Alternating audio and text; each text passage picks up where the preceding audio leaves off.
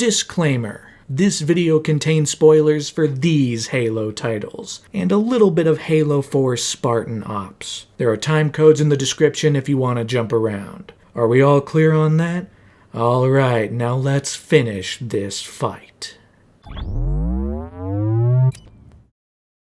The year is 2012, and Halo 4 has just hit store shelves worldwide. With a critically acclaimed campaign, story ideas that were praised by both fans and critics alike, Halo 4 managed to tell a far more emotional story about the Master Chief and saw him stricken with grief because of the loss of Cortana. It was something far more emotionally resonant than the franchise had ever attempted, and with it, 343 had begun their own story within this universe. The days of Bungie were long over. 343's reign had begun. The Reclaimer saga had begun. The gears immediately began to turn behind the scenes on the next story. There was no time to waste. Halo 5 was going to be on its way. But things were not entirely flawless. Halo 4 was not without its criticisms. Plenty of longtime Halo fans railed on the multitude of changes Halo 4 made, both in terms of gameplay mechanics and overall visual design. The Halo 4 multiplayer was especially criticized for not exactly feeling like Halo, and the growing reliance and emphasis on the books was starting to make the ongoing games harder to access for casual fans. 343 had just unsheathed a double-edged sword. Halo 4 was hugely popular upon release, and the franchise overall was back in the public consciousness in a big way. Not to mention the fact that it was still one of the highest-selling games of the year, launching the rest of the franchise into the future. 343 had on one hand begun the most dense era in the franchise's history, with games, novels, and even live-action promotions to take the franchise to new heights. But they had also made critical changes that began to alienate some lifelong fans. They didn't know it, but 343 had just inadvertently begun Halo's most complicated and most controversial era in its entire history.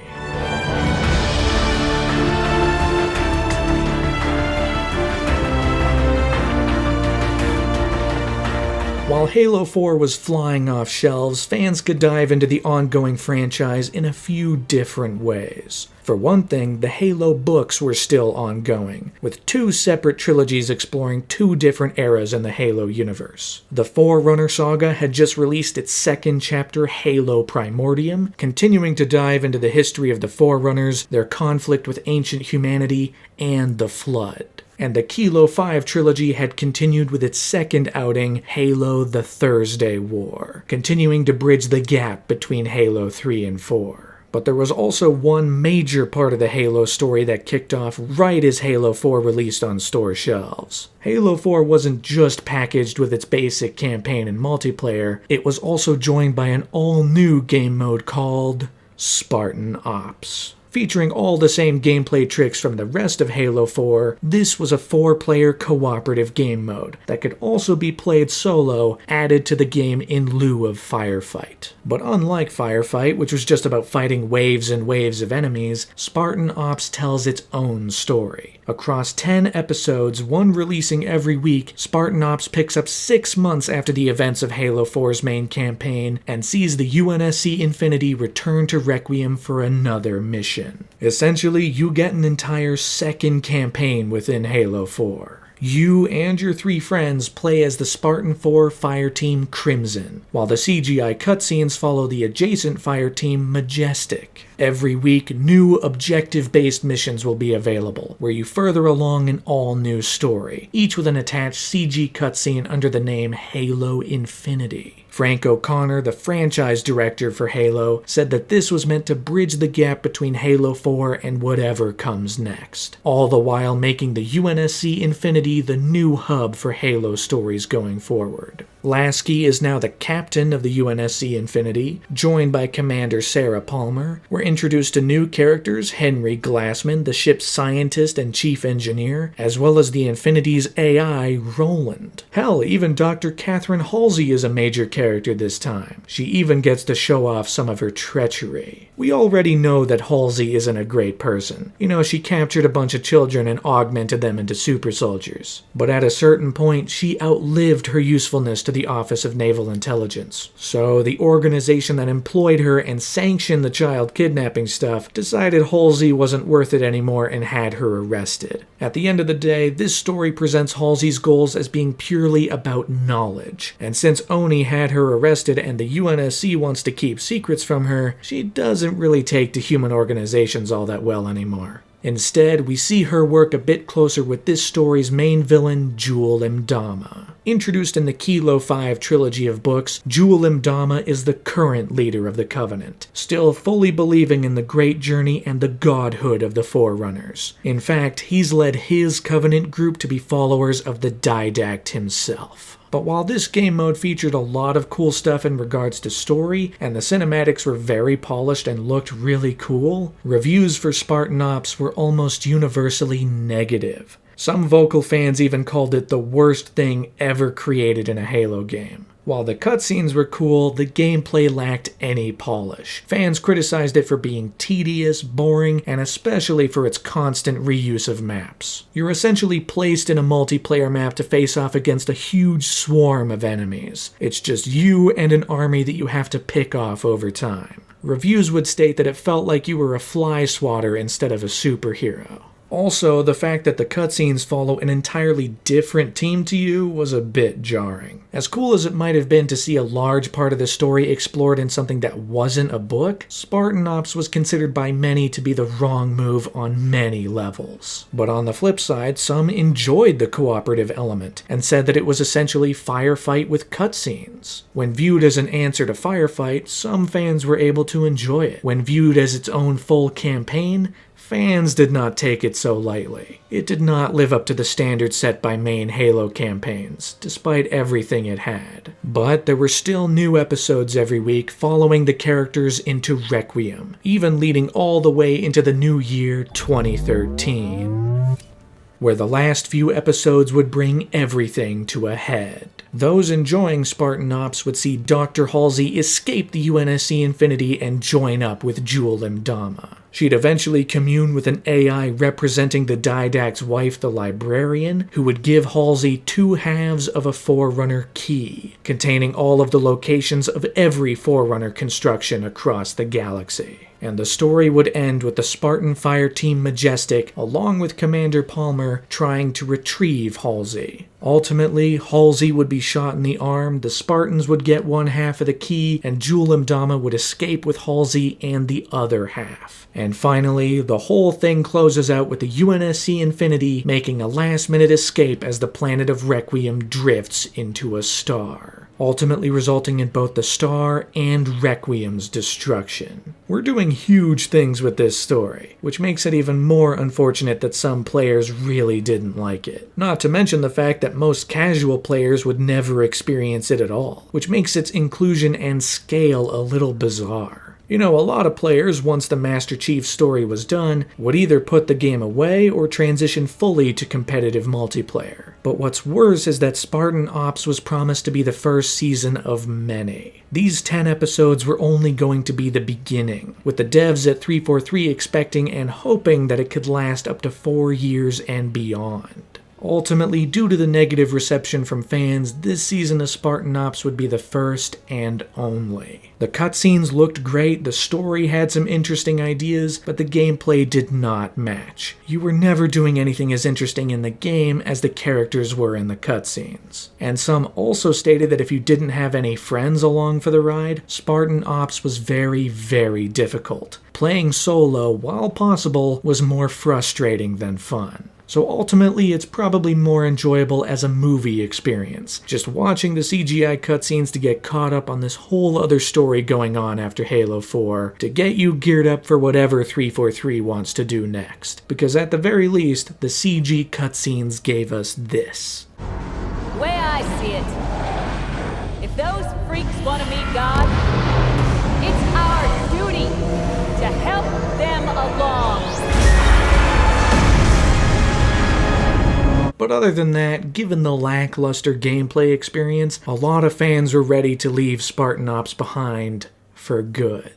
Thankfully for fans, there was plenty for them to move on to. For one thing, Halo Silentium, the final chapter in the Forerunner trilogy, was released in March of 2013. A mobile game, Halo Spartan Assault, was released in the summer, seeing you take on troops of Spartans in top-down shooter gameplay, all in a story set between the events of Halo 3 and Halo 4 to bridge the gap between the two eras. And in huge news, in May of 2013, Microsoft officially announced their brand new console, the Xbox One. After nearly 8 years, the Xbox was going next gen.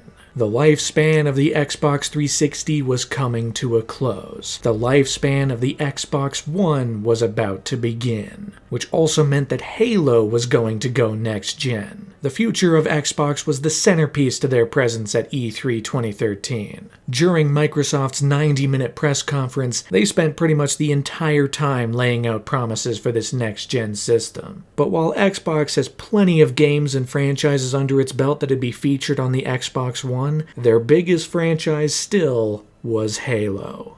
Which is why, towards the end of their showcase, Microsoft revealed a new special look at Halo's future. There isn't much to this trailer, but it packs a wallop. We see a cloaked figure walking through the desert, sand blowing across the landscape, all before he stops in front of a barren wasteland. And suddenly, the figure is joined by a rising machine emerging from beneath the sand. A huge creature who towers above him. A creature brand new to the universe, yet noticeably Forerunner.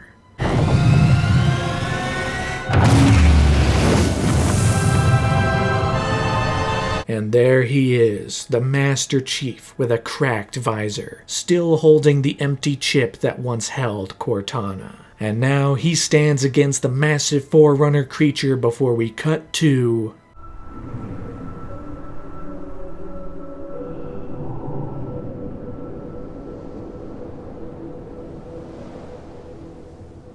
Now that last part drummed up a bit of confusion. People immediately suspected that that meant Halo 5 would release sometime in 2014, but that's actually not what it was referring to. Microsoft and 343 instead were beginning another journey for Halo that'd include Halo 5, but would start with something else in 2014. What that something else was, people didn't know just yet. They just knew it wasn't Halo 5. But that didn't mean nothing was happening with Halo 5. In fact, development had already begun on the next chapter in Master Chief's story. Pretty much right after the release of Halo 4, the team at 343 began dreaming up the story they wanted to tell next, the game they wanted to make next. But that did come with some personnel changes after the release of Halo 4. Christopher Schlurf was Halo 4's lead writer, and now he was replaced by Brian Reed, who would be Halo 5's lead writer. Kazuma Janucci, who had done some music on Halo 4's soundtrack, particularly for the bonus disc, was going to take full reins on the soundtrack for Halo 5, replacing Neil DeVidge. And Josh Holmes, the creative director for Halo 4, brought in Tim Longo to be the new creative director for Halo 5. Lots of big shifts behind the scenes as 343 began to really form a team that could work together to get this game done. And with these new names in place, big strides started to be made regarding Halo 5. For one thing, there was going to be greater emphasis on cooperative play during the campaign. Tim Longo especially gravitated towards the idea that you'd follow a team of Spartans from start to finish, a team that could be taken over by friends for co-op play.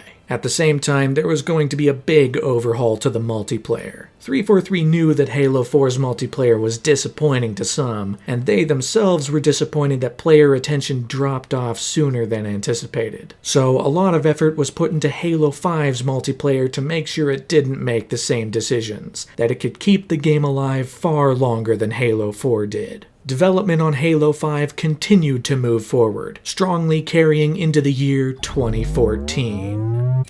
Where at the same time, Halo Mortal Dictata was released, the third and final chapter in the Kilo 5 trilogy. Big swings continued for Halo 5 as well. Eventually, the idea came about to flip the Master Chief's story on its head, to see him be on the run and have a whole other Spartan team hunting him down. This led to the introduction of Fireteam Osiris, led by the brand new character Spartan Jameson Locke, who would be a primary protagonist for Halo 5's story. Fireteam Osiris would also be joined by the fan-favorite character Buck, who of course was featured in Halo 3 ODST. The team at 343 wasn't sure if Buck was going to be an option. You know, they all loved the character as much as fans did, but he was voiced by Nathan Fillion. There's no way they'll be able to get him back. But after a while, they realized they were probably overthinking it, and that bringing Buck back was all around a good move for the game, which is why they finally bit the bullet and decided that Buck would be back in full swing for Halo 5's campaign. Ultimately, development got off the ground much smoother for Halo 5 than it had for Halo 4. Mainly because when developing Halo 4, they were also building a new studio from the ground up. But here, that legwork was complete, which meant that more focus could be given exclusively to making the best game they possibly could. And in due time, the game was finally announced to the world. In May of 2014, 343 pulled back the curtain just a little bit, revealing this image. It shows Master Chief mirrored against an all-new Spartan character. Fans speculated endlessly about who this guy could be, but it was eventually confirmed to be Spartan Locke. But the biggest reveal with this image is that the next game isn't just titled Halo 5, it is titled Halo 5 Guardians. That's right, we got a subtitle this time around. Halo's never had a subtitle. Never. Not once. Not ever. But now it does have a subtitle. The question is, what does Guardians refer to? Well, if you think back to the E3 2013 trailer for Halo, you know, the one with that big metal creature standing before the Chief? Yeah, that's a Guardian. As it turns out, those creatures, those mechanical beings are going to be central to the continuing story of the Master Chief and the continuing story of the Reclaimer saga. With this announcement out in the open, promotion for Halo's future really began to kick off, especially when the time came for E3 2014, where once again Microsoft held their very own press conference to tease their upcoming games for the first and second year of the Xbox One. And of course, included in that batch was the next step for Halo. But not really Halo 5. That didn't get the big spotlight this time around. Instead, 343 revealed the game that would kick off that mysterious journey teased 1 year ago. They revealed the Master Chief Collection. For the very first time, the entirety of Master Chief's story was going to be on one console. Halo CE, Halo 2, Halo 3, and Halo 4 would all be combined on one disc for the Xbox One. The promise was big, shipping every campaign, every multiplayer map, and every achievement on one disc to get old fans back into the saddle of the original games and get new fans introduced to the story of the Master Chief. This was the start of what they called the journey, and it would lead right into the future. Because the Master Chief Collection would feature the introduction of the all-new character Spartan Locke, who would not only appear there, but would also star in the live-action miniseries Halo NIGHTFALL, a spiritual follow-up to Forward Unto Dawn. And purchasing the Master Chief Collection would get you access to the Halo 5 multiplayer beta in December 2014. But it would also feature a bit of a blast from the past. Since 2014 marked the 10-year anniversary of Halo 2, the collection would feature a completely remastered and redone anniversary edition for the second game. The trailer for the game even revealed a redone CGI rendition of one of the most famous Halo 2 cutscenes, where Master Chief gives the Covenant back their bomb. Promotion for the Master Chief Collection really picked up after this. It was the big event for Halo fans in 2014. At RTX 2014, the Rooster Teeth convention, 343 released a terminal trailer, revealing that like Halo CE Anniversary and Halo 4 before it, you would once again get access to the immense backstory of the Halo universe through new terminals in Halo 2 Anniversary. And the tease of which was revealed by accessing the file for one Thel Vadami. That's right, the Arbiter himself. promising that his story would be expanded even further in this all-new edition. Following that, at Comic-Con 2014, 343 released a full cinematic trailer for Halo 2 Anniversary, showing off some of the most iconic moments from the original Halo 2 campaign, now remastered in glorious CG. I mean, we got Master Chief giving the Covenant back their bomb, we got the Arbiter and the Shipmaster, we even get to revisit Sergeant Johnson and his iconic catchphrases all in spectacular HD.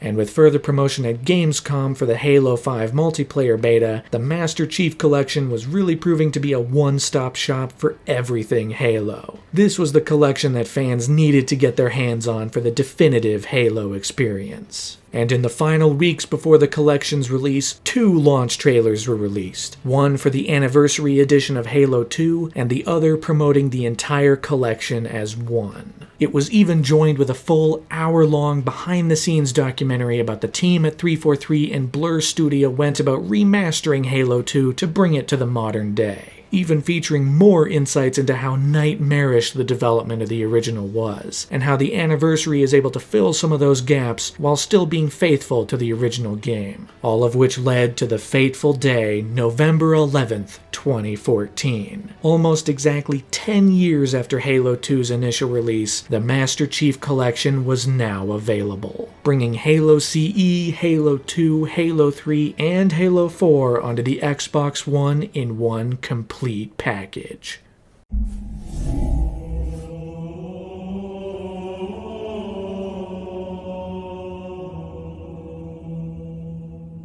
There was only one little problem. It was broken. That's not a joke, nor an exaggeration. The Master Chief Collection was essentially broken upon release. The multiplayer side of the game pretty much straight up did not work at launch. People noticed inaccurate stats from their games, progression would randomly reset from time to time, but most people would never even see those issues, as they instead ran into the problem of not being able to enter multiplayer games at all. The matchmaking for the collection was broken. A lot of people just couldn't get into the multiplayer, no matter how hard they tried. Couple it with loading times that were long as hell, and you had yourself a truly miserable experience for the online component. All of this caused a very vocal stir among the community. This was by all accounts a disaster. Trust in 343 wasn't spotless up to this point, but now, things had been severely eroded. The Master Chief Collection quickly became a cautionary tale, a game of immense promise absolutely dropping the ball. This came as a huge shock to the people at 343. They had been working tirelessly to make the definitive Halo experience for Xbox One, but since the collection was being made by a smaller team with slightly different expectations than a mainline release, it didn't go through the same checks and balances you might expect. Based on what the team had tested behind the scenes, they thought it was working fine. But once it was sent out into the wild, out into the real world, all of the issues began to crop up pretty much immediately. As a result, both Dan Ayoub, the executive producer at 343, and Bonnie Ross, 343's founder, issued apologies to fans. And in a move of appreciation for fans who were sticking through the early weeks post-launch, they were promised free features over the coming year to make up for the collection's shortcomings. You know, you'd get a free month of Xbox Live Gold, an exclusive in-game nameplate and avatar, but most significantly, the collection was going to be joined by Halo 3 ODST in the new year, for no extra charge. The troubling launch sent waves across 343 Industries, and the team working on the collection were now hell-bent to polish all of the bugs and make the game functional for all players. This took a long time, but eventually things started to turn around for the MCC. The launch still hung over the fanbase like a shadow, but things were slowly but surely beginning to turn around. But one thing that was true at launch, the campaigns were pretty solid. All 4 mainline games were brought back in tremendous 1080p HD quality, running at 60 frames per second. Every single game was here with every feature from their original release. You could play them all on all 4 difficulty settings, you could select different missions, and once again you could find and activate skulls. Every skull from the previous games was back, unlocked right as you started playing, but achievements were still available if you found them across the maps. There were even some new skulls. The original release of Combat Evolved Anniversary added a bunch of skulls to that campaign, but here there were even more, adding more challenge to the already incredibly hard Mythic difficulty. And of course, who can forget the biggest selling point of the collection, Halo 2 Anniversary.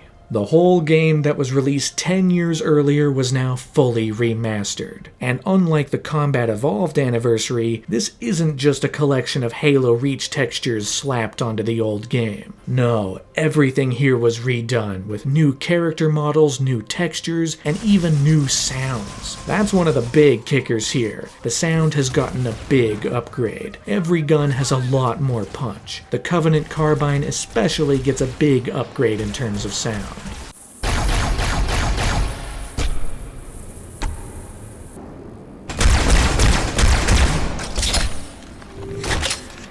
I mean, it's night and day. Along with that, every musical track was re-recorded. Even Steve Vai came back to redo the same guitar riffs he did for the original. At the same time, like Halo CE Anniversary before it, you can now find terminals across the levels in Halo 2 Anniversary. With one terminal per level, you can get access to all sorts of deeper lore and backstory to the ongoing universe. The first few terminals tell the story of Thel 'Vadamee and his ascension through the ranks of the Covenant, all compiled by Agent Jameson Locke. From there, the terminals dive right into the long and treasured history of the Arbiters, their role as part of the Sangheili race before the Covenant, and how their role changed once the Prophets gained control. And then of course there were hints and nods towards Halo 3's story, some details about 343 Guilty Spark's whereabouts after the conclusion of the first game, and how he came into contact with the Heretics. All of which expands on Halo 2's story and lets you in on more of the backstory to the universe in ways that are still relevant to what's going on here. But by far the biggest upgrade for Halo 2 Anniversary are the fully realized CGI cutscenes. Animated by Blur Studio, these are painstaking recreations of every cinematic featured in the original game. Shot for shot, line for line, every cinematic moment is recreated here in CG, and it looks fantastic. I mean, the original game already had that blockbuster quality to it, but now it almost feels like you're watching a movie at the start and end of every level. Master Chief giving the Covenant back their bomb is a hugely cinematic moment, with big sounds, big explosions, all sorts of stuff to bring out the blockbuster quality.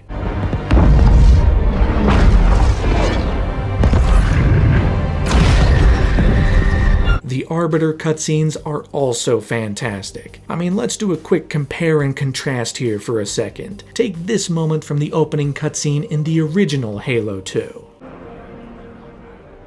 You were right to focus your attention on the Flood, but this demon, this Master Chief... By the time I learned the demon's intent, there was nothing I could do. And here's that exact same moment remastered by Blur Studio. You were right to focus your attention on the Flood, but this demon, this Master Chief... By the time I learned the demon's intent, there was nothing I could do.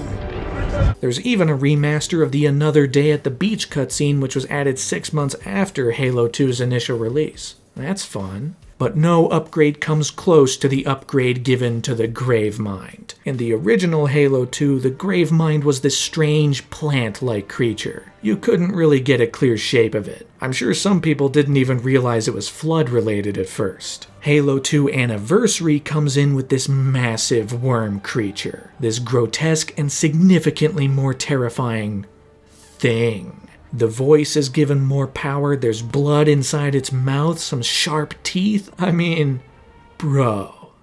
Your prophets have promised you freedom from a doomed existence. But you will find no salvation on this ring. Those who built this place knew what they wrought. Do not mistake their intent, or all will perish as they did before.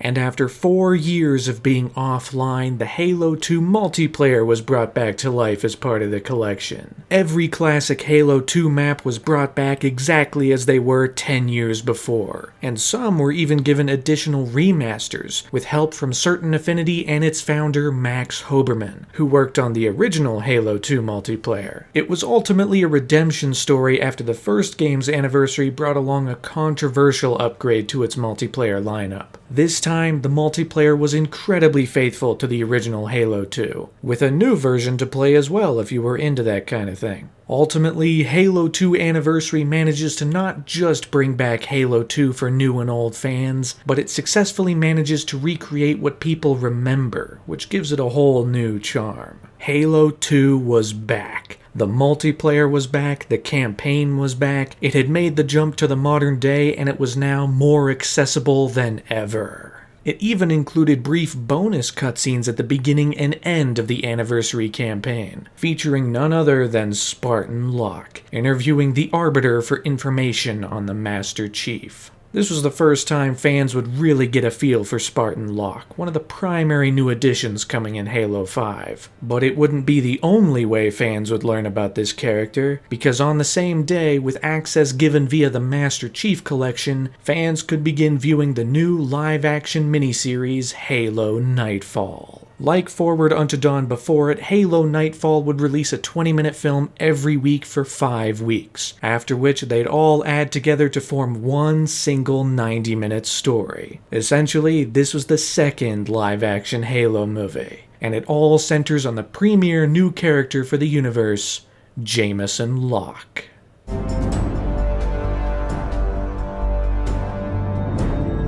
Set after the conclusion of the Human Covenant War, this movie follows Commander Locke and his team of Oni operatives as they encounter a new Covenant weapon that can kill humans without even firing a shot. And they discover that the source of the weapon's power comes exclusively from a shard of Installation 04, Alpha Halo. The same Halo Master Chief destroyed at the end of the first game. Now, these characters must traverse the Shard of the Ring, destroy the source of this weapon, and face off against the Lek Golo, the worms that make up the hunters you fight in the games. At least, they'll do that sometimes, because most of the runtime is taken up by very little fighting, as instead the characters just talk about who's gonna make it off the ring before sunrise burns them all to dust. Overall, this one, it's not great. It's slow, it's plodding, it feels kinda cheap. At least the budget is definitely stretched. The characters are mostly one-note and forgettable. The plot itself is fairly standard without much happening. There's probably about 30 minutes you could cut from the thing overall to make it flow a bit better. And there's no humor. Now, Halo isn't necessarily a comedy, but it is quite funny. The games have always had a sense of humor. And with the Master Chief Collection out there now, the humor of the original games is more accessible than ever. Well, Arbiter, I think you're cute, too.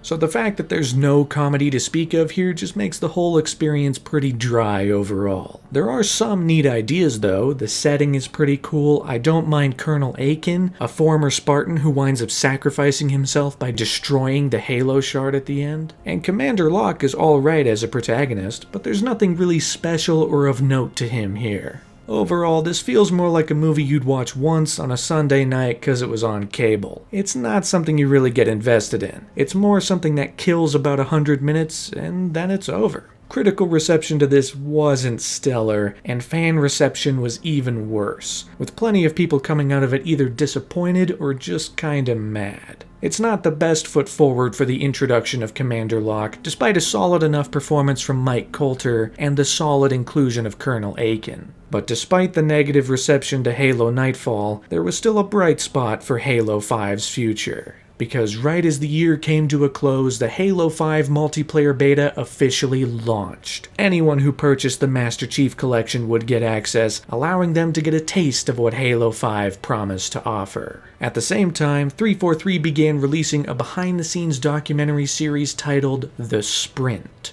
This series would feature 15-minute episodes chronicling a different aspect of development. And the first 6 episodes, released in December 2014, all focused on the development and launch of the Halo 5 multiplayer beta. So not only could fans access Halo 5 Guardians for themselves, they could also get an insight into how the beta came to be, and how their input would be able to help the development along. And all of this continued into the new year, 2015.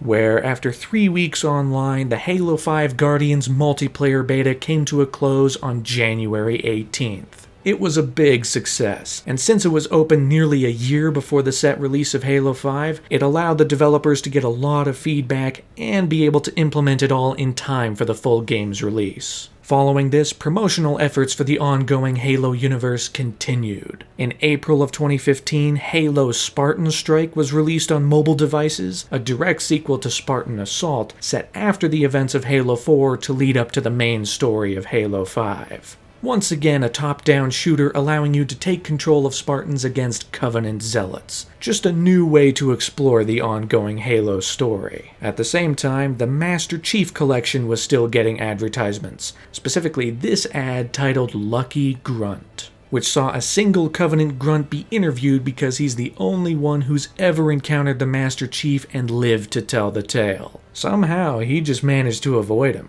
But now that the Master Chief Collection is out and people can revisit every single level over and over again, there's a chance this grunt's luck might just run out. Uh-oh.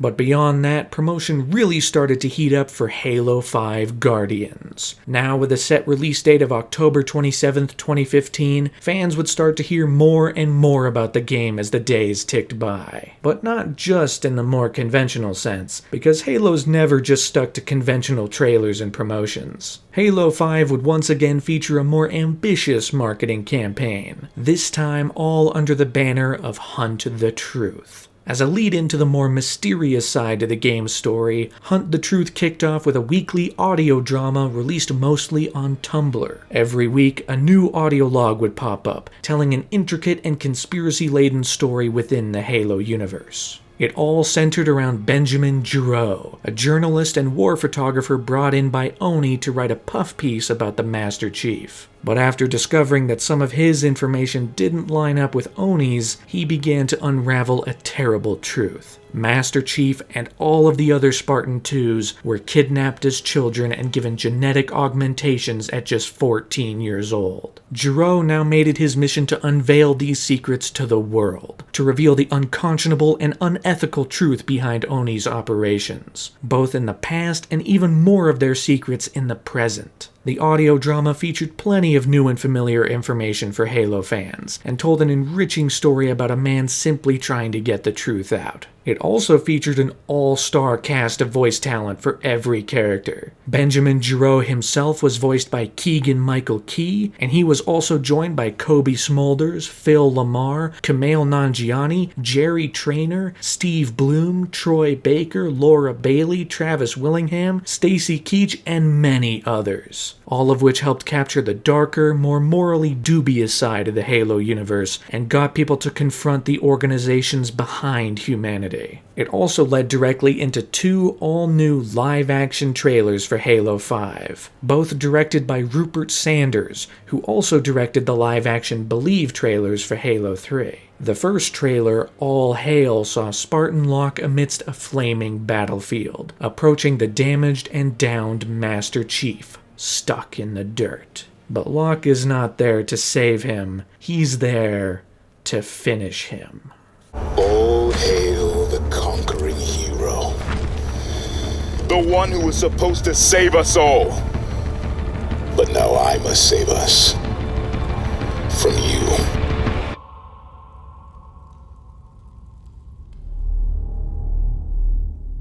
And the other, titled The Cost, featured the exact opposite. In another flaming battlefield, Master Chief, standing proud, approached the downed and damaged Spartan Locke. You've completed your mission, Spartan Locke.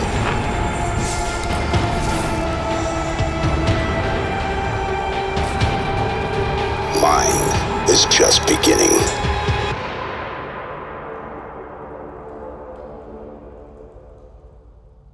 The whole point is that there are always two sides to every story. The question is, which one is Master Chief on? Do we even trust Master Chief anymore? Do we leave our fate to be decided by Spartan Locke? I don't know.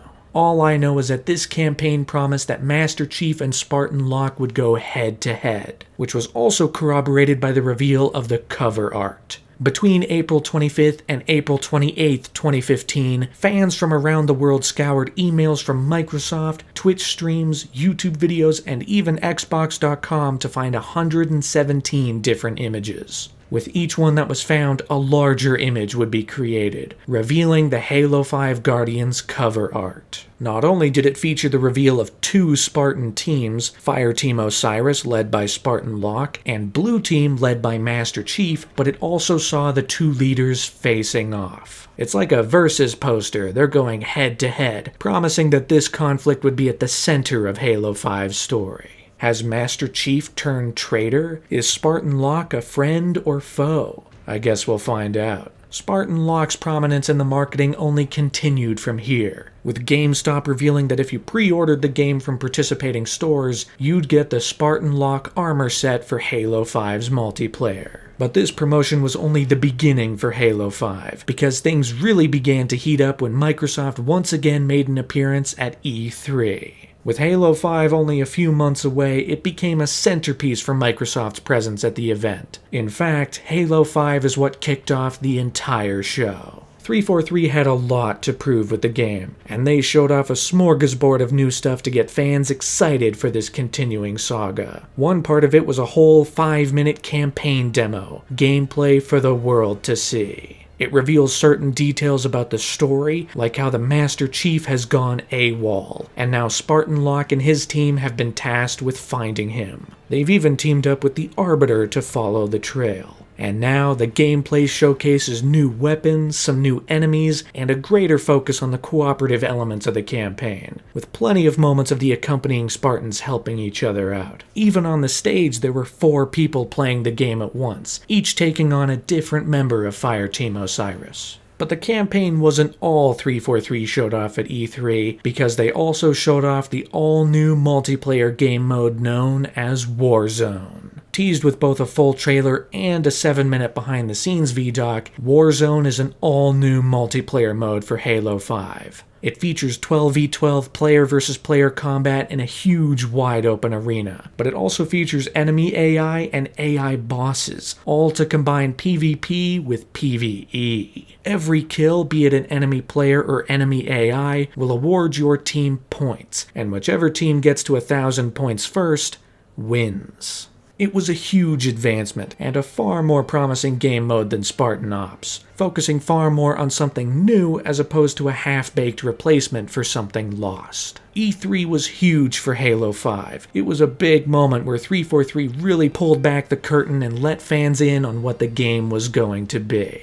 And right after E3 concluded, 343 released the second season of The Sprint, this time with 4 more 15-minute episodes chronicling everything that went into the E3 2015 reveals. Following that, you had some traditional trailers and marketing advancements like the new VDoc A Hero Reborn, which spent 12 minutes going deep into the team's inspirations, their goals, and all of their new advancements for Halo 5. Going into the story ideas, the mission design, and how they wanted to prove that while they successfully made one Halo game, they now had the unenviable task of making sure it wasn't a fluke. They had to make a second Halo game. And alongside that, there was an all-new multiplayer trailer, showcasing the different kinds of game modes and how 343 has gone full tilt into making the Halo 5 multiplayer experience the best it can be. But there was also some more unconventional marketing for Halo 5. For one thing, the game featured very briefly in the movie Mission Impossible Rogue Nation. For just one scene, Benji Dunn is seen playing the game.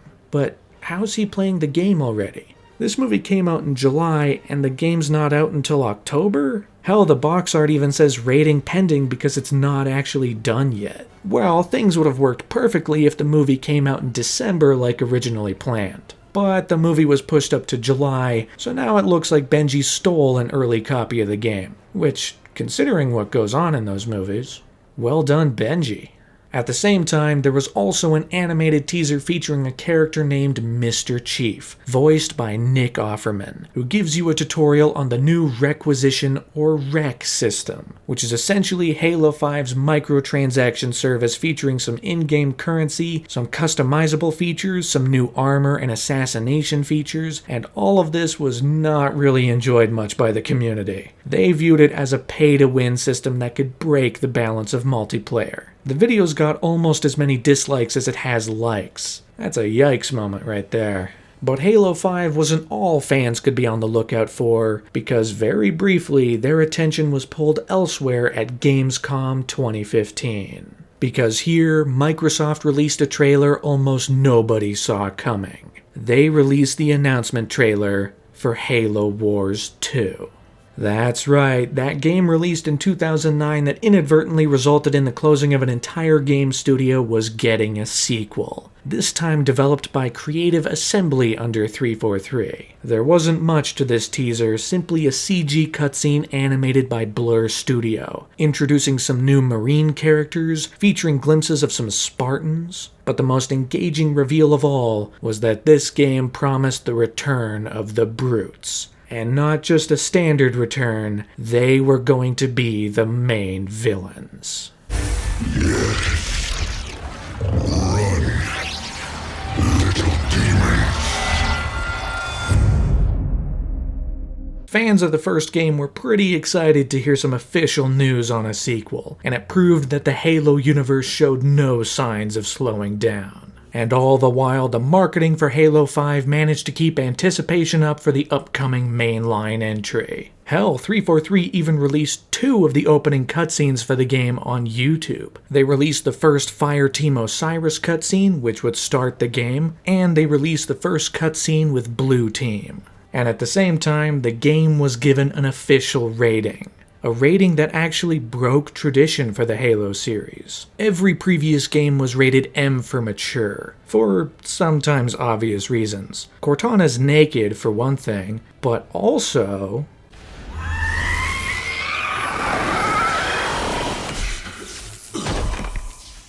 Halo 5, however, would not receive an M rating. Instead, this became the very first game in the series to be rated T for teen. To be fair, it sometimes felt a little weird that this series was rated M. Sometimes it was obvious, other times it was like, this is M rated?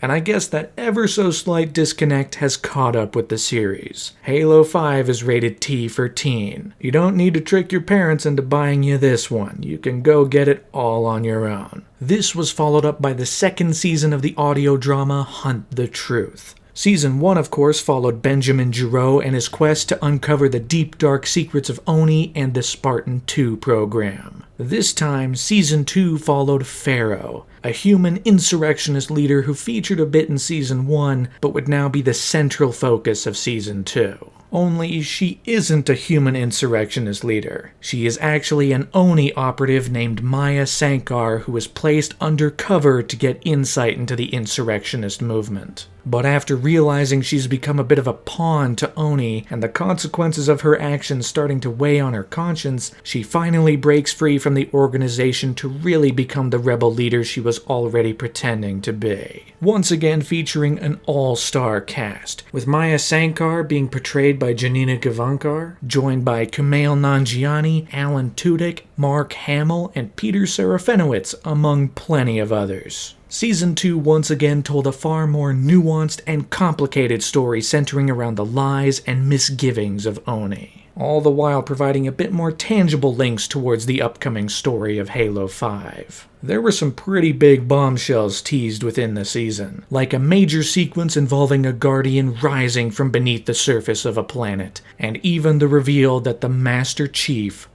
died. Wait, what?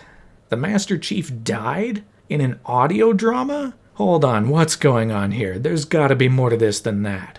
Well, There was, because this season also coincided with the release of 2 more live-action trailers. The first, titled A Hero Falls, sees a news report broadcast to every human colony, confirming that yes, Master Chief has fallen. A Guardian rose on a distant planet, and the Master Chief fell during battle. At least, this is the story that's being plastered across public forums and news reports, because the second trailer, The Hunt Begins, reveals that the Master Chief isn't dead. Instead, Oni believes that he's the reason the Guardians have been rising in the first place, and they've proclaimed him dead to wipe his slate clean. All the while, Spartan Locke has been sent in on an off-the-books mission to hunt him down.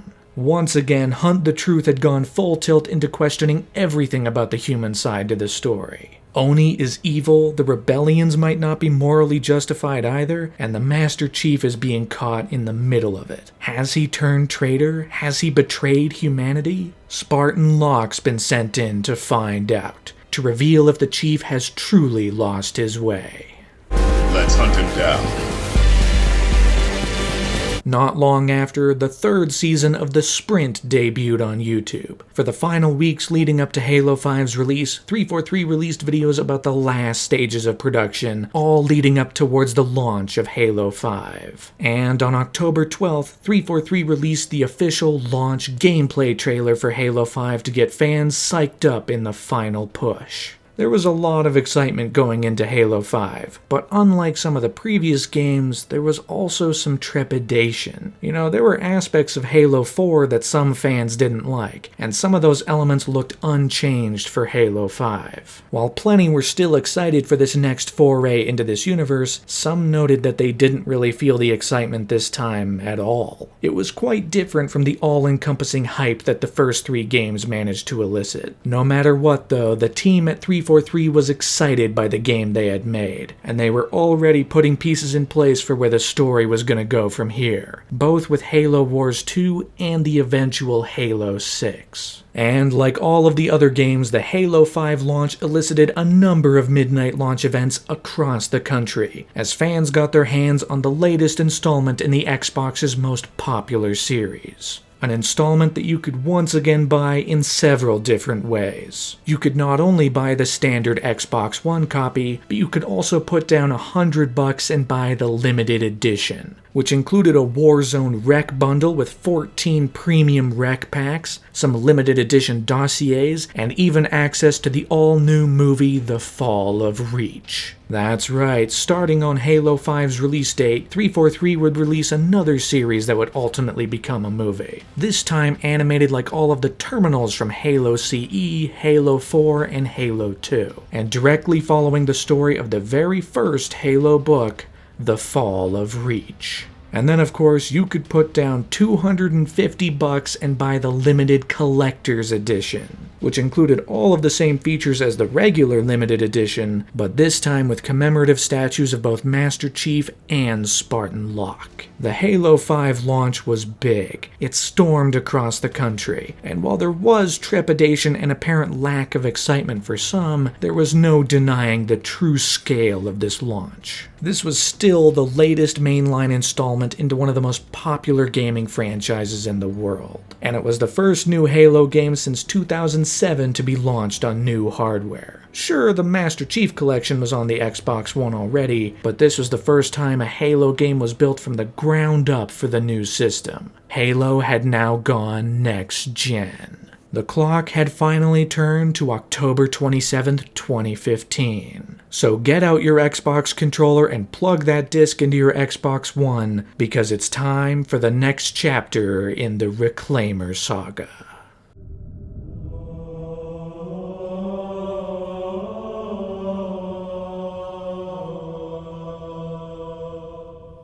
The opening cutscene of this game is great. I mean, sure, there's a little Halsey opening, but that's whatever. Once we're introduced to the Spartan 4 Fireteam Osiris, things explode into an action spectacle never before seen in a Halo game. All 4 Spartans jump out of this Pelican, diving into the battlefield below. Explosions rush around them, ships are flying left and right. They all tumble onto the mountain, taking out Covenant and Prometheans at every turn. All 4 of them using Spartan abilities, their weapons, anything you can think of. And the whole thing is backed by music that, while it doesn't sound very Halo-like, it does bring out the action sound in a big way. Especially when the whole scene is codified by the big title card. Halo hasn't done many title cards, but here comes Halo 5 to knock your socks off from minute 1.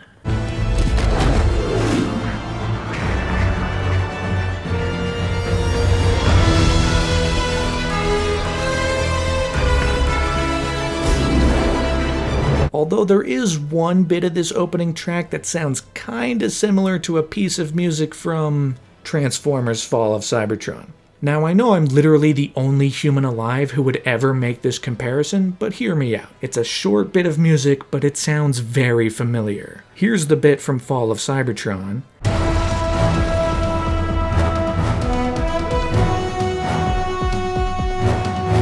And here's the bit from Halo 5.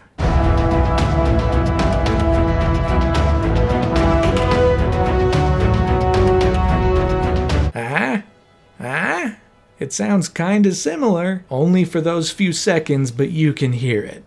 Anyway, 8 months have passed since the end of Halo 4. It is now the year 2558 and the UNSC is still cleaning up the last of the Covenant Zealots, all the while still dealing with the Prometheans. Meanwhile, Master Chief is given a sign that Cortana might not actually be dead like he believed. But the UNSC doesn't want him going after her, so he goes AWOL with Blue Team to track her down. Which means Spartan Locke and Fireteam Osiris have been called in to hunt down the Master Chief and bring him back. All the while, these massive Forerunner creatures known as Guardians have been rising up on various planets around the galaxy. Which means on the hunt for Master Chief, Fireteam Osiris must also discover the mystery of the Guardians. Who's activating them, and why now?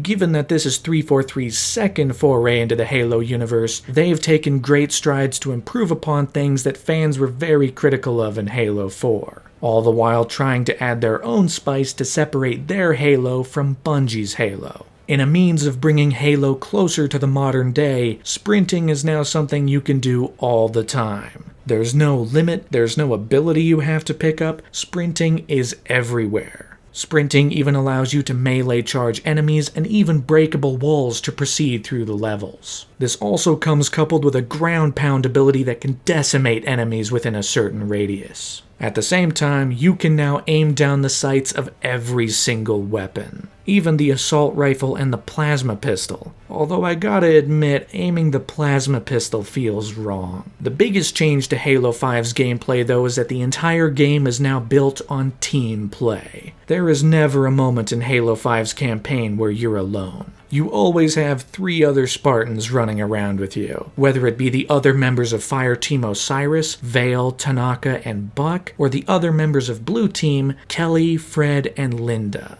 Even when playing solo, you've got some other guys running around with you. You can direct them towards areas on the map, you can focus their fire on a particular enemy. When you get killed, you're not immediately dead. Another member of the team can come by and revive you, bringing you back into the fight. Now, while this is a unique advancement, you do lose the sense of isolation that the other games pulled off really well. By constantly having other guys with you, you lose some of the Halo identity, exploring strange, mysterious structures with cool, ethereal music in the background. There's constant chatter between the various characters, filling the air during every level of the campaign. But while all of the characters are fairly one-dimensional, none of the dialogue is bad. It all does its job, you never want to immediately turn it off. And at least Buck can have some fun lines here and there, even if he is a bit different in this game compared to his original appearance in ODST.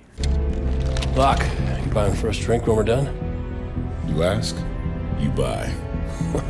Although, due to a scheduling conflict, Spartan Locke is not voiced by Mike Coulter here. The character is still modeled after him, but he's actually voiced by E.K. Amati, a professional voice actor who's been in tons of stuff over the years. He's the one speaking through Locke's helmet during this game.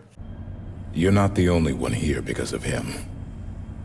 Another big difference from the other games is that this campaign features 3 non-combat areas. During the campaign, you enter these different areas where there are no enemies running around. The levels are entirely built around talking to a couple friendly characters to get you set up for the next mission. You could say it's like ODST's open world levels, but even there you wind up fighting the Covenant every once in a while. Here, it's just peaceful hours all the time. But once you're back in combat and the shooting starts, you'll be happy to know that the game is overall quite a bit more fun than Halo 4. The gunplay is solid, the enemy AI is still good, there are now little ticks around your crosshairs when you hit or kill enemies, which makes killing them a bit more satisfying. There are some long stretches though where you're not fighting the Covenant, but that's not super debilitating because the Prometheans here have gotten a major upgrade. The Promethean Knights in Halo 4 were bullet sponges who teleported away just as they were about to die. But in Halo 5, there's a lot more strategy to take them down. You gotta take down their backpack to reveal their weakness, then take that down to kill them. Watchers are still annoying, but they're a lot less common, and it doesn't take as much to knock them out of the sky. So they're not nearly as frustrating as they were in Halo 4. And then you have the new Promethean enemy type, Soldiers. These spindly little guys are the most common enemy type for the Prometheans. And while they do teleport, you can always track where they're going thanks to the trails they leave behind, making them less annoying and more strategic. At the same time, Promethean weapons have been improved. The weapons in Halo 4 were often reskins of existing weapons in the sandbox, but here they at least have some more unique characteristics. Bolt shot and suppressor bullets have a little bit of a homing ability now, giving them an advantage over UNSC and Covenant weapons. Scattershot bullets will bounce around a little bit, making them a bit more chaotic. The binary rifle, instead of being a standard sniper, now blasts a laser beam, which makes it significantly cooler than a sniper reskin. Prometheans even have a new turret that can cut down enemies all across the battlefield. There is one slight overcorrection from Halo 4, however. One of the biggest criticisms coming off of the last game was that the final boss fight with the Didact was incredibly underwhelming. So here, it kinda seems like 343 wanted to walk back on that by introducing some actual boss fights to the mix. And they're accomplished with the new character, the Warden Eternal.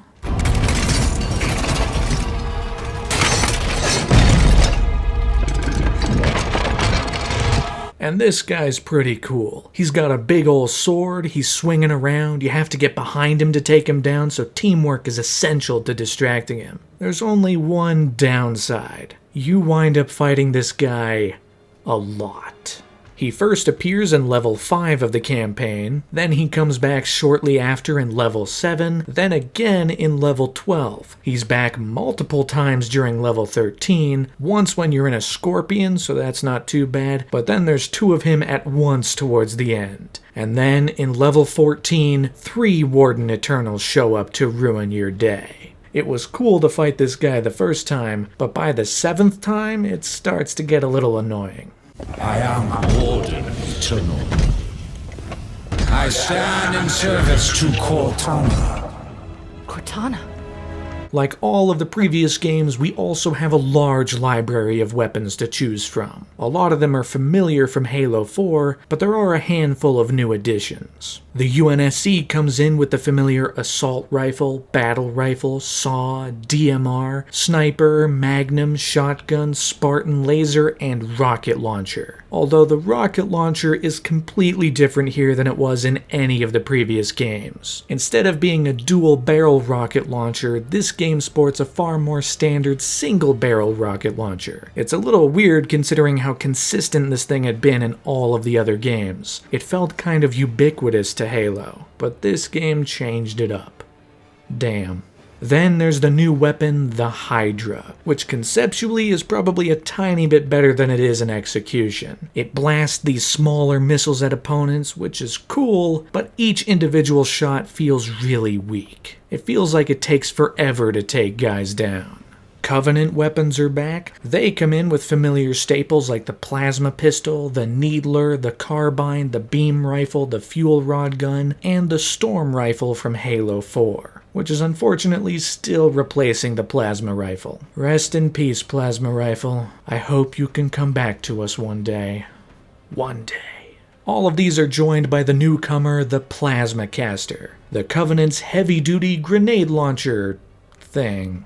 Also, it wouldn't be a Halo game without some vehicle sections. And once again, Halo 5 brings up frequent vehicle sections to bring variety to the campaign. You got the trusty Warthog, you got the Ghost, the Banshee, the Scorpion makes a comeback, and the Mantis from Halo 4 even comes back, still proving to be a very fun vehicle to walk around in. Even the Prometheans get a new vehicle with the Phaeton, a flying vehicle that can shoot guns and missiles. Fairly standard aerial stuff with this guy. You also journey to several different planets across the campaign. Like Halo 2 before it, Halo 5 tells a planet-hopping story, featuring plenty of different locations across the galaxy. Things start on the snowy planet of Kamchatka, with glaciers and mountains all around. We also visit the human colony world of Meridian, doused by war and mostly glassed, but there are still some fighting the good fight on the surface. There's the UNSC space station, the Argent Moon. We even visit the Sangheli homeworld of Sanghelios. That's right, the Elite homeworld is a primary location for a good chunk of the game, where not only do we get to see some Elite history from before they were part of the Covenant, but we also reunite with the Arbiter.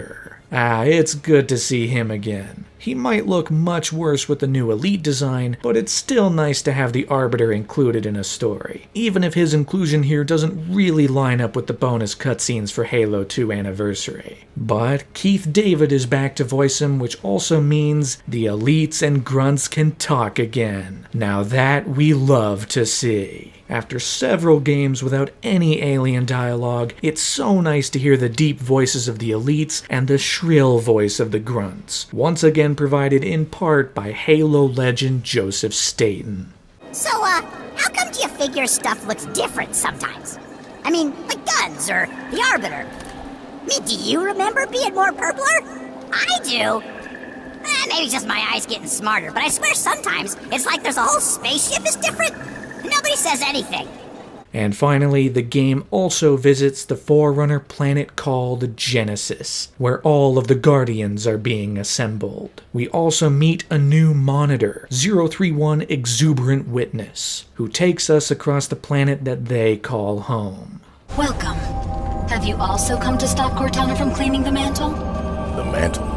Now, Halo 5 is on the Xbox One, and with that comes a big visual upgrade. In fact, controversial designs aside, this game might just be the best looking Halo game ever. The architecture of every location is pretty neat, skyboxes are still cool, and the sense of scale in this game is enormous. For one thing, there's a whole level centering around a Covenant Kraken. This massive legged artillery that climbs across mountains. At first, it's simply something you see in the distance as you accomplish other things, but eventually it becomes the centerpiece at the end of a level. Now, it does play quite similarly to a Halo 3 Scarab, where you have to get inside and take out the power core, but it also moves on a completely scripted path, which makes it more similar to a Halo 2 Scarab. But similarities aside, it's still a cool set piece to look at. And of course, the titular Guardians provide a lot of scale for the story, as on each planet you visit, these things are popping up and teleporting away. And once you get to Genesis and you see each of them popping in, the awe that inspires is quite immense.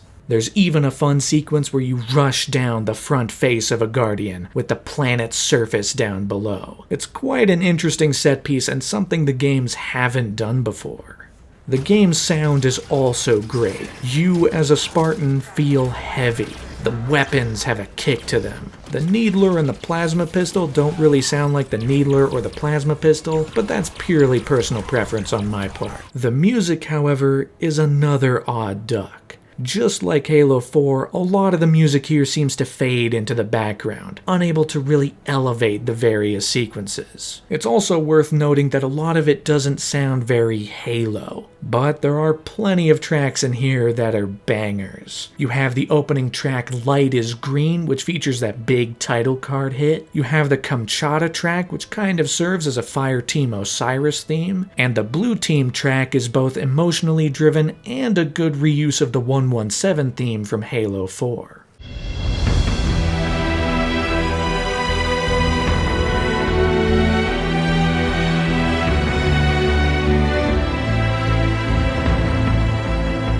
Not to mention, this game's score brings back a couple of the original Halo tracks, particularly the main theme, which is always a welcome addition. Unfortunately though, there's still no Walk in the Woods. Rest in peace, A Walk in the Woods. I hope we reunite soon.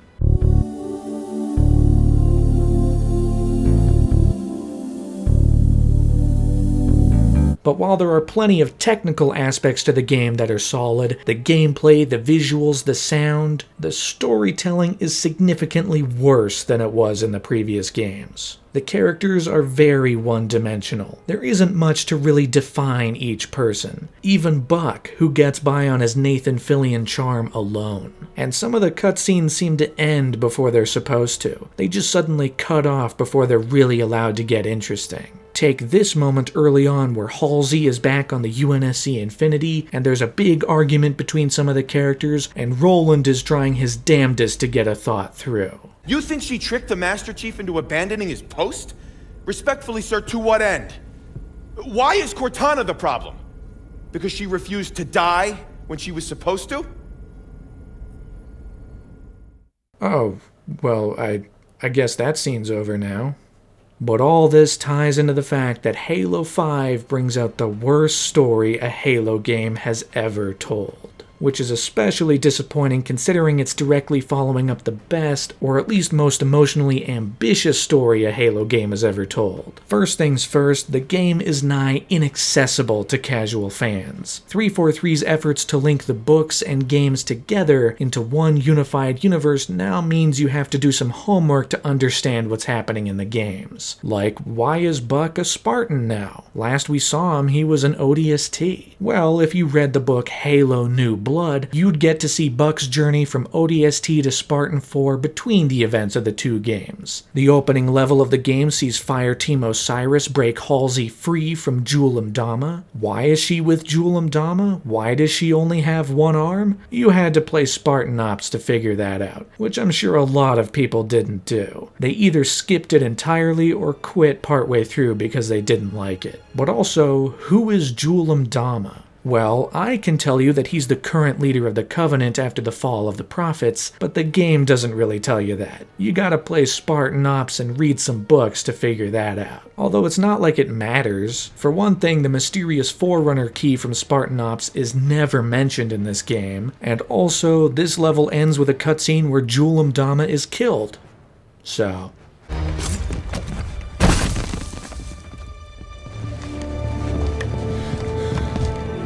Dr. Halsey, Captain Lasky would like a word with you. It took you long enough. At the same time, Blue Team is introduced, a team of fellow Spartan 2 super soldiers who grew up and trained with the Master Chief. They're hugely important to the books, and it's not at all a bad idea to bring them into the games. But the problem comes in the fact that the game assumes you already know who they are, so it does none of the work to establish them or get you to care. Which is a shame because I'm sure a lot of people playing this game have no idea who they are and are a bit shocked that the normally solo Master Chief is now palling around with some other Spartans. No need to do this by yourself, Chief. One of the most debilitating things about the story, though, is that it feels like the marketing for this game lied. Remember all of those trailers positing that the Master Chief might have betrayed humanity? Or the morally gray questions posed by the Hunt the Truth audio dramas? Is Master Chief a traitor? Is Locke friend or foe? Are we gonna dive into how Oni is really evil, actually? No. This moral grayness is nowhere to be found within the actual game's story. Sure, Master Chief does go AWOL, but it's not because he discovered some terrible truth about Oni or that they lost faith in him, it's because he's after Cortana. And the climactic face-off between Locke and Master Chief is disappointing to say the least. I mean, they fight once in a cutscene about 1/3 of the way through the campaign. It's a shame that it's not gameplay, but it's also a shame because the fight isn't even all that good. After the opening cutscene where Fireteam Osiris is sliding down this mountain like superheroes, taking guys out left and right, this scene looks more like two drunk guys having a tussle in a parking lot. At least that one trailer from E3 2013 didn't lie, because Master Chief's visor does get cracked here.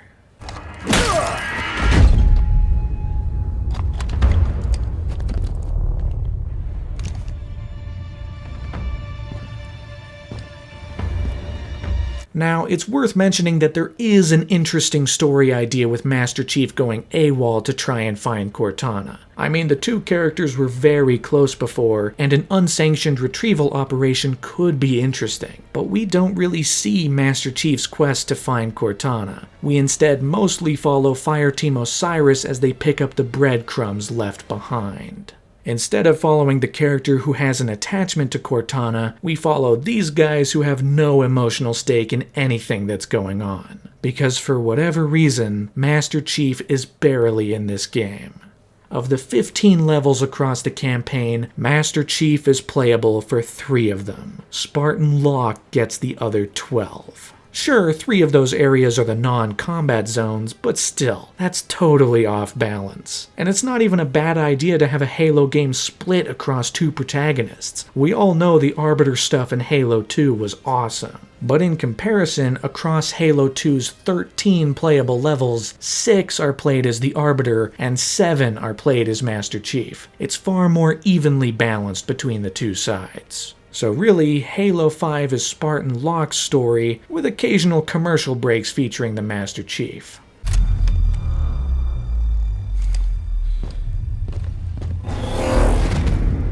Also, as a consequence of picking up the breadcrumbs from Blue Team, a lot of the story feels like a distraction from the central Cortana Guardian plot. While on the planet Meridian, you spend a lot more time cleaning up from the ongoing battles going on. And on Sanghelios, Fireteam Osiris finds themselves wrapped up in the midst of an ongoing civil war. Because the Arbiter leading the Swords of Sanghelios is fighting the last battles against the remnants of the Covenant. And with Julam Dama gone, this really is the last stand of the Covenant. This is a really cool side to the story, but it could absolutely be its own game. It creates this really weird dichotomy where it feels like the Sangheli Civil War is distracting from the Guardian storyline, but also the Guardian storyline is distracting from the Sangheli Civil War. The whole game is playing tug of war, and neither side is winning. Hunt them to the last.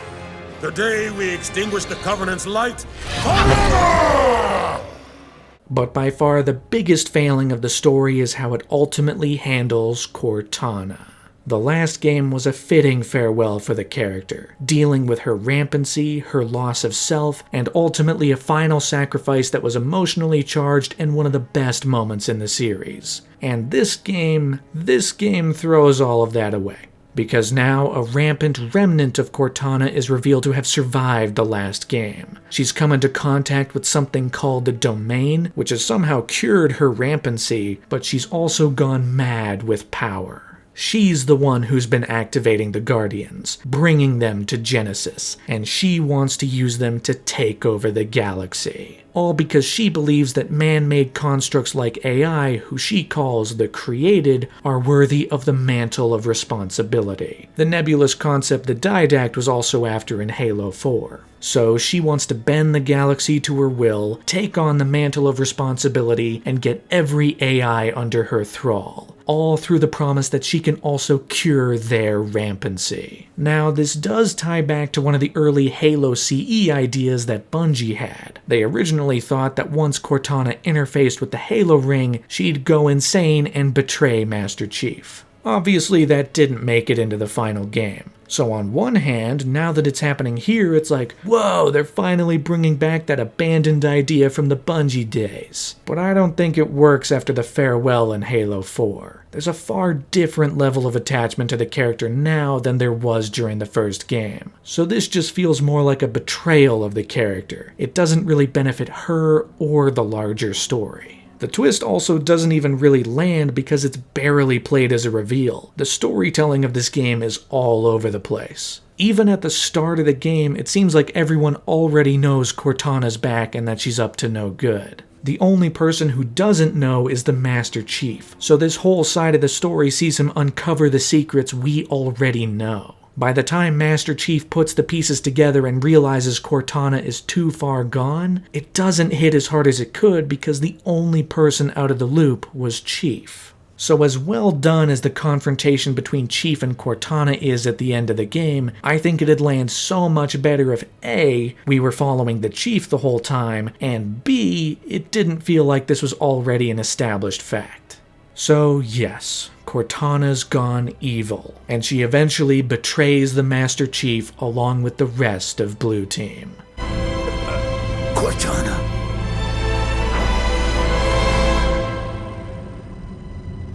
Goodbye, John.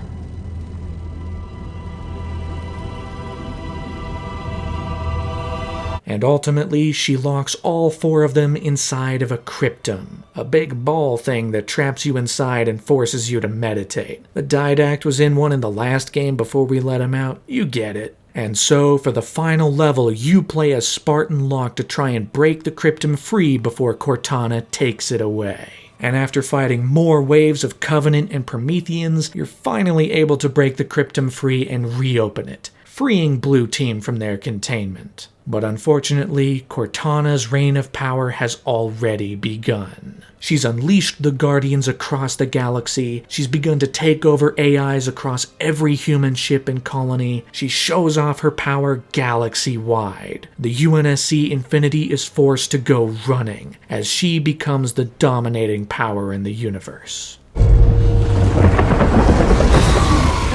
Responsibility for the galaxy shelters all, but only the created are its masters. And finally, Spartan Locke and Master Chief return to Sang Helios, reuniting not with the Arbiter, he just kind of stands there, but instead with Dr. Halsey. It took you long enough.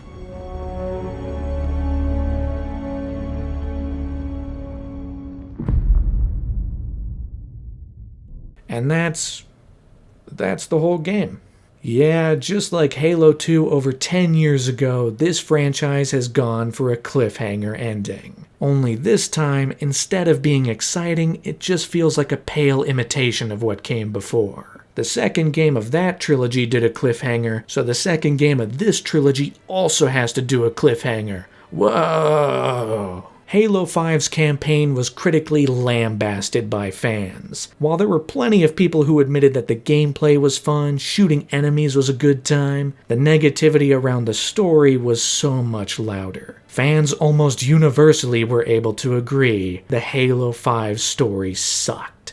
Even among positive reviews given by big outlets, the story was the most universally criticized element. But despite the negativity around the campaign, sales for Halo 5 were not hurt in any way. This was still a big tentpole hitter for the gaming industry, and people purchased the game left and right. In fact, across its first week, Halo 5 made $400 million in sales, surpassing the first weeks of every previous Halo game. And over its run, while the numbers aren't known, the sales are somewhere comparable to every Halo game before it. The game is also very replayable. For one thing, every level has audio logs to give you insight into the ongoing story on the various worlds. You can also play the game across its 4 difficulty settings to add challenge options to your fight. You got easy, normal, heroic, and legendary once again. And upon beating the game on legendary, you even get a bonus cutscene. This time around, after the game comes to an end, you tilt down to another planet out in space as a halo ring begins to light up before it.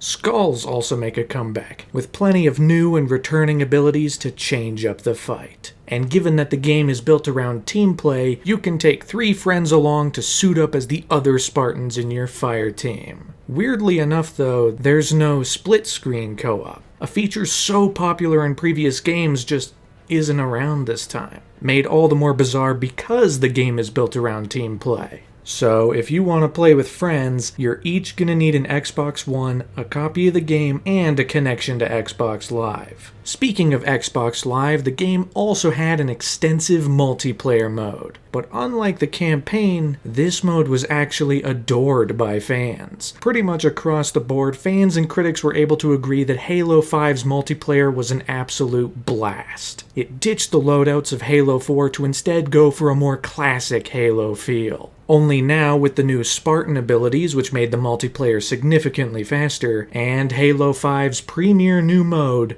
Warzone.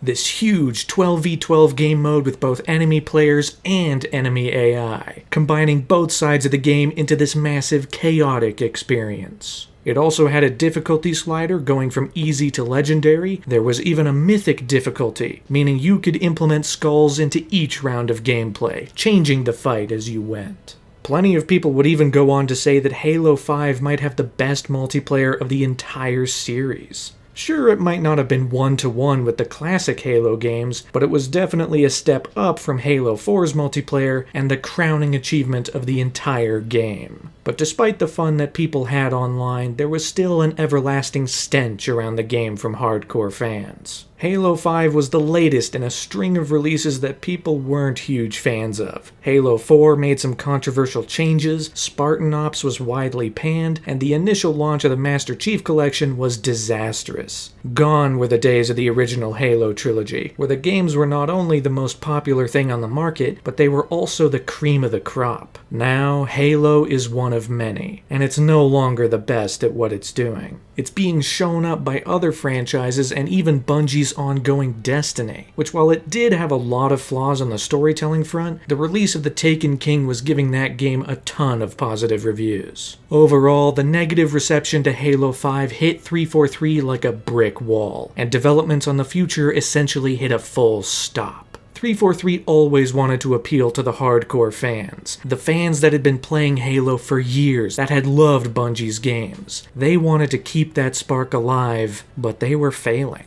For whatever reason, what they were doing wasn't working. 343 had a lot of big plans for the future. They were gearing up for Halo 6 to be a Master Chief versus AI storyline. But after people's negative reception to this game, and especially its use of Cortana, that whole idea was thrown in the trash. Questions began to lord over 343 like a shadow. Was this really the right story to tell? Was this really servicing the franchise? And perhaps most significantly, was it still possible to bring Halo back to its golden age?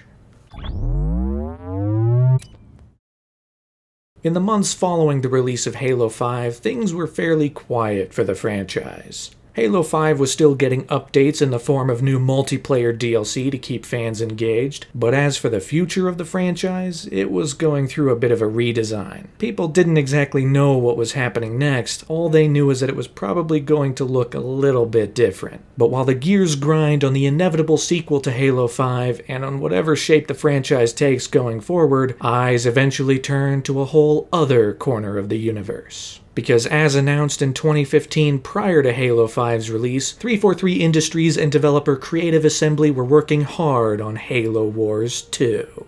The franchise was going to go back to its real-time strategy roots for a long-belated sequel, and the promotional effort started to get off the ground during Microsoft's press conference at E3 2016. Because during the event, they unveiled an all-new trailer for Halo Wars 2.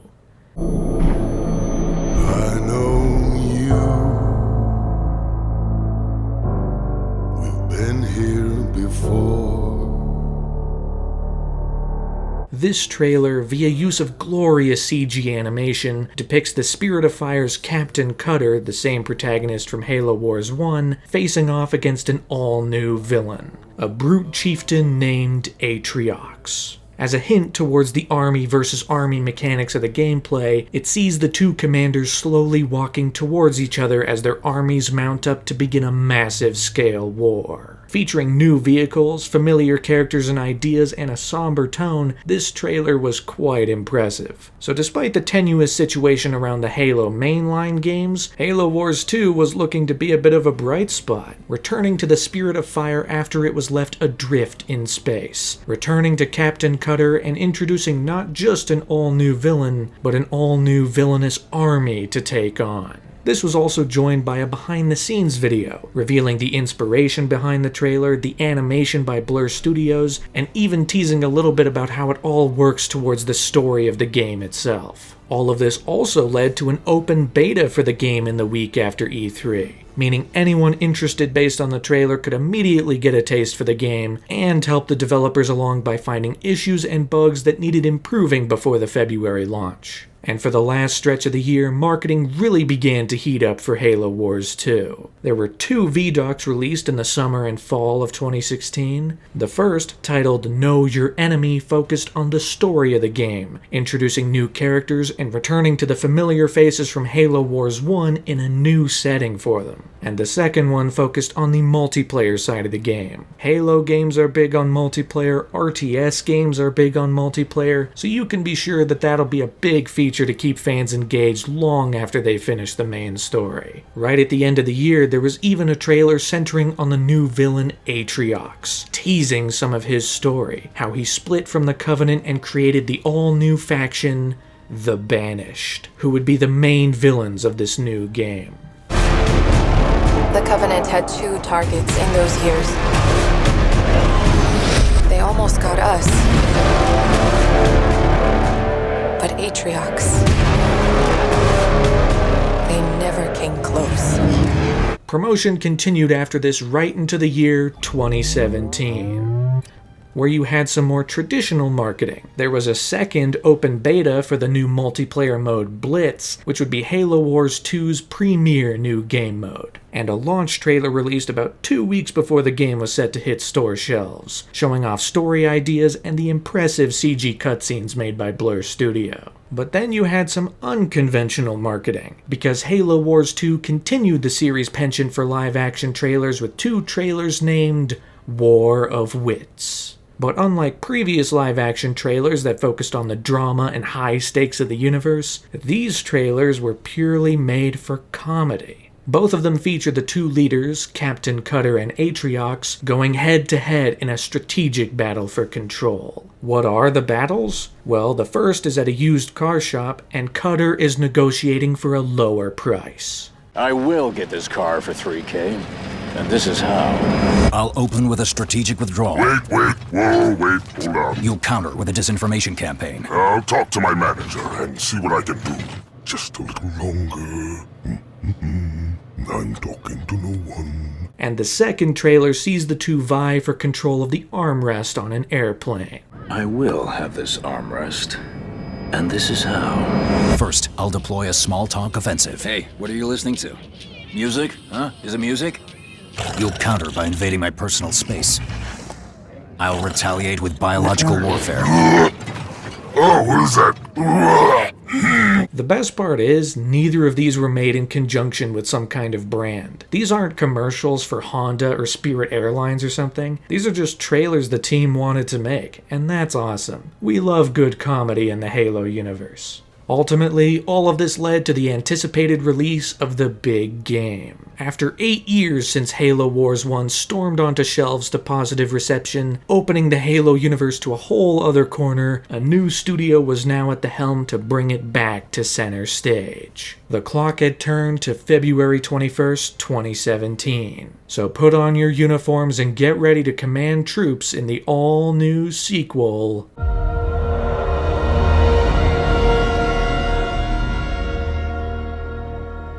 The last time we saw the Spirit of Fire, it was left adrift in space without a slipspace drive, and the crew had gone into cryosleep to await their eventual return to human space. But now, startlingly, they've woken up 28 years after the events of the last game, in the year 2559, which is 1 year after the events of Halo 5. And somehow, they've arrived beyond the reach of the galaxy, right over the Forerunner arc from Halo 3. The war they were fighting is over. Everything around them has moved on. Now, familiar characters Captain Cutter, Professor Anders, and Jerome 092 must lead troops on the Ark to face off against a whole new villain, the Banished. Once again, Halo Wars 2 brings real-time strategy to consoles. Although this time, the game had a co-release on PC, which managed to solve some of the control issues by giving some players a mouse and keyboard. But also, once again, Halo Wars 2 provides a relatively simple version of real-time strategy. Critics noted that it's less Halo for real-time strategy fans, but real-time strategy for Halo fans, meaning it's made for people who've never played an RTS before. In that sense, reviews noted that it was very successful. Its simplicity allowed new players to get involved and understand the mechanics, but it probably wouldn't satiate the most ardent RTS players who are probably looking for a little bit more. The multiplayer game modes were largely fun, and the Blitz mode was praised for providing something new to the game, a card-based game mode that ditches the base-building mechanics of the rest of the game to go for something faster and more chaotic. Ultimately, the gameplay of Halo Wars 2 was fun, but lacked some of the real heavy-hitting tough strategy to really please longtime RTS players and give the genre a new life in the modern day. But where Halo Wars 2 really begins to shine is its story, and particularly its fully CG cutscenes by Blur Studio. Featuring all new designs for Captain Cutter and Professor Anders, this is the real highlight of Halo Wars 2, and likely what casual fans of Halo are most familiar with. The cutscenes tell the story of these characters as they engage in an all-new world they're only just beginning to understand. Stranded beyond the reach of the galaxy, Professor Anders determines that the only way to properly get the Spirit of Fire back to UNSC territory is to create a Halo ring with the Ark and send it back to the location of the now destroyed Installation 04. So the rest of the story sees the final creation of this new ring, and the hope of sending it off into space to get help from the rest of the UNSC. All the while, they're up against a force they can't hope to stop, because the biggest addition to Halo lore here is Atriox and the Banished. Atriox was once a member of the Covenant, but after surviving suicide mission after suicide mission and watching his fellow brutes die in combat, he finally stood up against the Covenant and defied them. And everything we know about the Covenant's 1,000-year history, Atriox was the first to defy the Covenant and survive. Ever since, Atriox has been building his own army of former Covenant fighters. And now that the Covenant are all but gone, the Banished have taken over the power vacuum to become the ultimate superpower in the galaxy. With them, you see all new vehicles, you see upgrades of Covenant vehicles, and facing them down are upgraded UNSC vehicles and some familiar troops and soldiers. I mean, it's not a Halo game if there isn't at least one Warthog rolling around, come on. Not to mention, one of the big things about this game is that a lot of the designs harken back to the original trilogy. The elites in the CG cutscenes are identical to how they appeared in Halo 2 Anniversary. Despite this being set within the era of Halo 4 and 5, this game visually ignores a lot of the changes those games made in service of sticking to the original designs, which was a welcome return for fans. Ultimately, the game features plenty of cinematic moments through the cutscenes. I mean, you have a Banished ship glassing the surface of the Ark, followed by a legion of Sentinels coming in to slice the ship in half. There's a bit where Professor Anders gets access to the controls of the newly built Halo ring and launches a section of it into space. That's sick.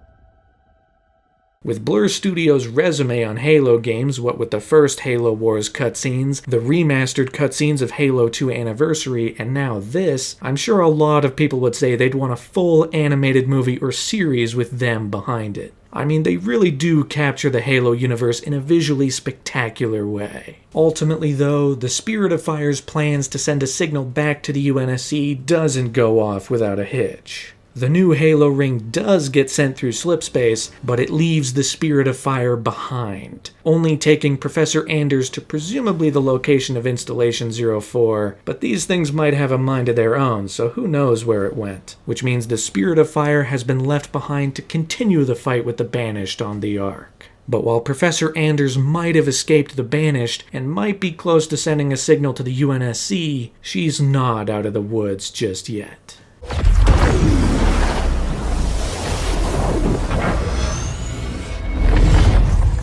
Good job, Ellen. We may have been safer on the Ark.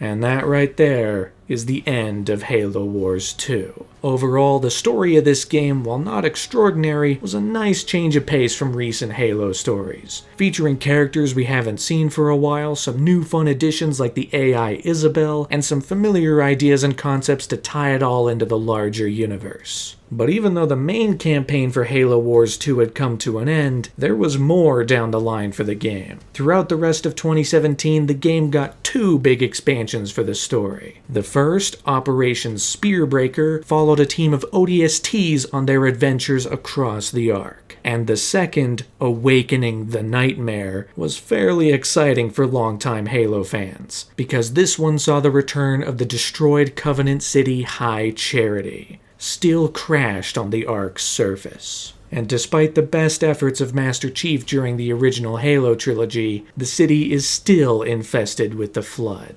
Meaning this expansion sees you playing as the Banished, fighting off against the returning hordes of the Flood in this small, quarantined area on the Ark. Just good stuff all around.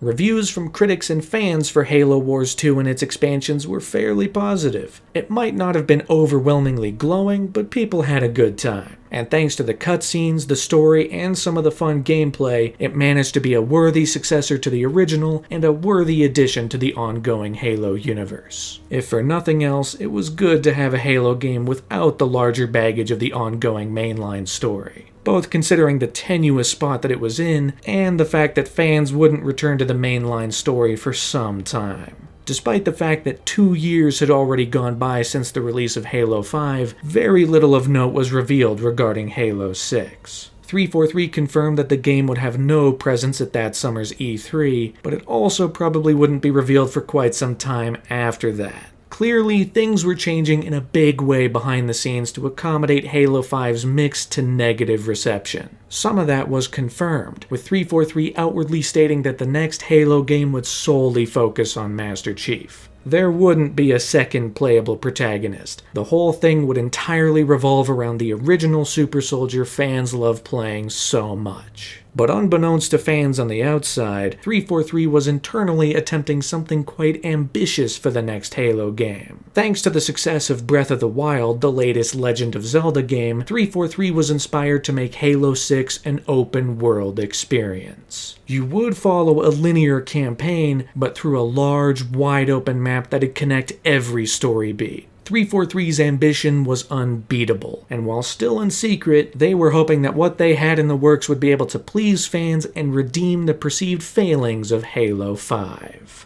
Meanwhile, as the years went on, the Halo books continued, with a whole bunch of titles coming out after the release of Halo 5. You have stuff like Hunters in the Dark, Smoke and Shadow, Halo Envoy, and Halo Legacy of Onyx. Then you had the first 2 books in an all-new trilogy known as the Ferret series, Halo Last Light and Halo Retribution. The books weren't slowing down either, as 2 more were released in the year 2018. First up was the title Halo Bad Blood, a direct sequel to Halo New Blood, following up on Spartan Buck after the events of Halo 5. And finally, there was Halo Silent Storm, which began a new trilogy of novels centering on the pivotal Master Chief, this time chronicling his and Blue Team's missions in the first year of the Human Covenant War. But outside of those, things were pretty quiet around Halo's future. Halo fans were mostly sitting around twiddling their thumbs. Some of them could read, but others didn't care about reading, so the books did nothing for them. Eyes were looking out towards the next game, but no one knew when it was going to happen or even when they'd see some footage from it. At the very least, like every year, Microsoft made an appearance at E3 in June 2018. Alright, we got ourselves a 90-minute showcase. Let's see what it has in store for us. Right off the bat, the conference begins with this simple, mysterious trailer.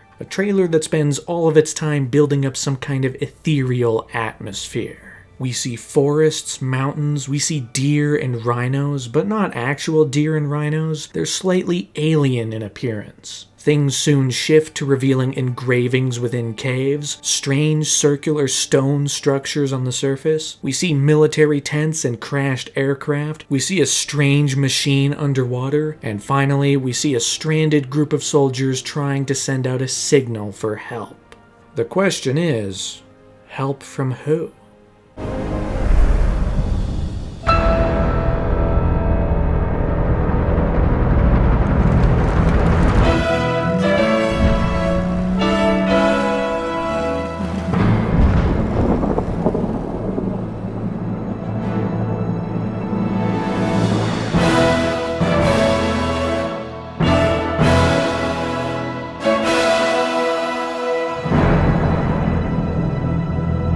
It was Halo the whole time. And once you know that context, suddenly it all clicks into place. The atmosphere the early games were so great at is front and center here. The lights that shoot into the sky are from those emitter structures from the early games. This machine underwater is an old school Forerunner Enforcer. We're finally back on a Halo ring, back where everything started in 2001. And Master Chief, gone is the suit from Halo 4 and 5. Instead, while this is still a new suit, it looks far closer to the originals. Even based on this quick glimpse, you can tell. The pattern on the visor is a complete match to what was seen in Halo 2 and 3. Now, there was some confusion about the title. I mean, Halo Infinite? Not Halo 6? Was this a weird prequel or something? Thankfully, Microsoft cleared up the confusion, stating that while it didn't explicitly have the number 6 in the title, this was Halo 6. The Infinite title was more a promise of the scale of this game. It was going to be an open world, so Infinite managed to serve those aims better than just calling it Halo 6. By all accounts, 343 had taken the criticism of Halo 4 and 5 to heart. They'd heard fans clamoring for the original feel of Halo, and this brought it in spades. Couple it all with the return of the Halo 3 piano theme, and the fanbase could only come to one conclusion. Halo is so back. Halo has never been more back. It doesn't even matter what happens through the rest of Microsoft's press conference. I can turn it off now. I got a Halo trailer. I'm good. But you might have noticed, right at the very end, the teaser reveals that the game's being powered by the Slipspace Engine. Since the release of Halo 5, 343 had been hard at work at developing an all-new graphics engine from the ground up. A graphics engine that would take Halo into the future. And based on this trailer, it looked fantastic. The level of detail, the lighting, the textures, everything looked top-notch. If this is what Halo Infinite was going to look like, it'd easily be the best-looking game in the entire series. At least, that was the idea. Because unbeknownst to the fanbase at the time, the Slipspace Engine was essentially broken. Every other game in the series has used the Blam engine, homegrown by Bungie back in the 90s. In fact, they were still using it on Destiny. But now, 343 wanted to invest a lot of time and money into an all-new engine. Although it wasn't really all new. It was just the Blam engine torn down and rebuilt from the ground up. but rebuilt in a way that was a lot more frustrating and harder to work with. It all used the Faber interface, which dates back to the 90s and early 2000s, and because of that, it was buggy, glitchy, and overall just hard to use. Sure, the showcase at E3 looked fantastic and really showed off the engine's graphical capability, but that was just a vertical slice that was precisely made to only be a 2-minute trailer. When put into practice, the engine itself wasn't quite able to reach those heights. But 343 was able to keep this pretty mum. All anyone knew was that the engine looked incredible, and that Halo once again looked incredible. This was really all the fanbase needed to be united as one once again. After the controversial and competing opinions coming off the previous entries, pretty much everyone was in agreement that this trailer looked fantastic. Halo was finally coming back.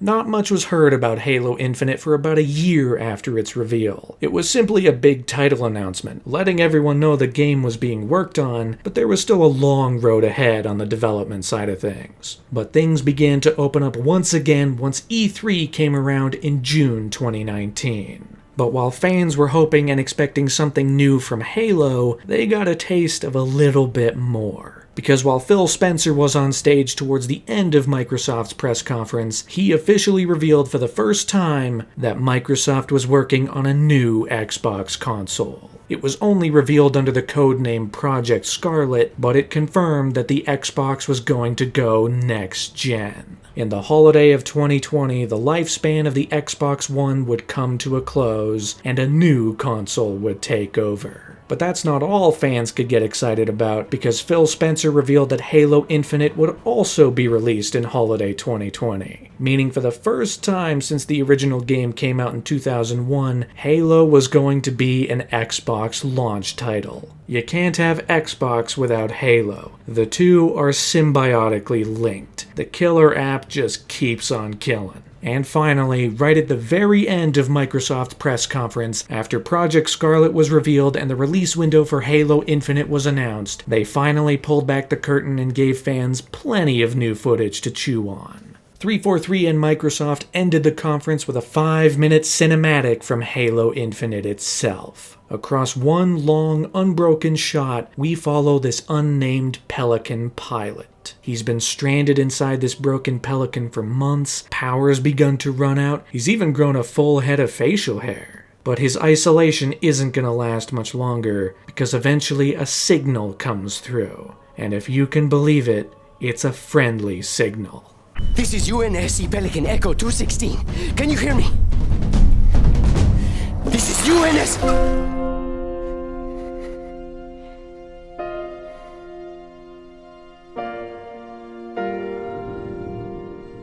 Now, after who knows how long, Master Chief is brought back, active once again, revealing that the two of them are actually stranded next to a damaged Halo ring. Now, it's worth noting that this is not the same ring that Professor Anders was stranded on at the end of Halo Wars 2. That was Installation 09, and this right here is Installation 07, the very same ring that we saw in the legendary ending of Halo 5. Now, a new threat has arrived, and Master Chief is set to spring into action once again. Set to begin an all-new fight.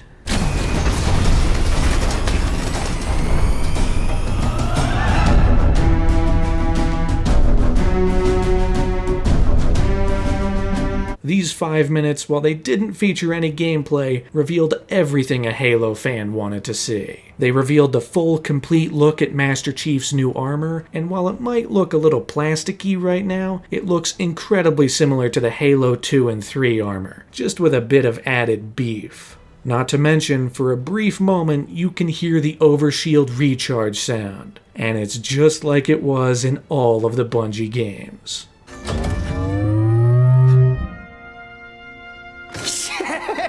And finally, right at the very end, there's a small tease towards Cortana. I chose you because you were special.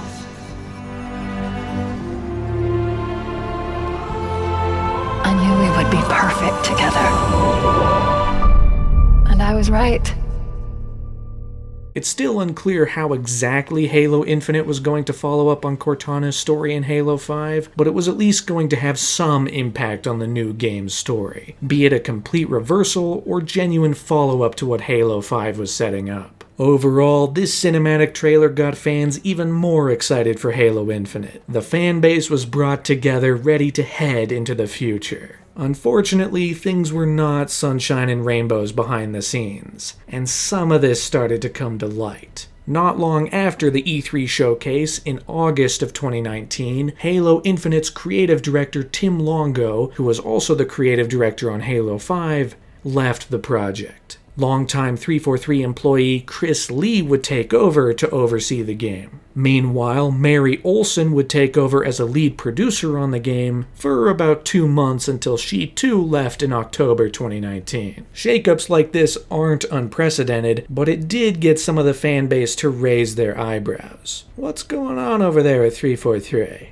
Several of those working at 343 were quick to quell any super negative thoughts. They made sure to let everyone know the game was still in good hands. It was good they did this too, because it also hid the fact that there was a lot more going on than people realized. The ambition of Halo Infinite was absolutely huge. They wanted to make an enormous game, but that ambition was beginning to overwhelm the team. After a while, 343 began cutting big aspects of the game that weren't immediately necessary, until in one big swing in the summer of 2019, about 2/3 of the game were completely cut. Essentially, the entire development process on the game started over. It's unconfirmed at this point, but it might not be a stretch to say that the cinematic trailer shown at E3 was probably all that existed of the game. It's good the fanbase didn't know about any of this. You know, their eyebrows were already raised. If they learned that the game's development was essentially starting over, they'd be sent into a panicked frenzy, and no one wants that. That didn't dissuade the fact that Halo Infinite was in a tenuous spot, and 343 was having a hard time putting it all together.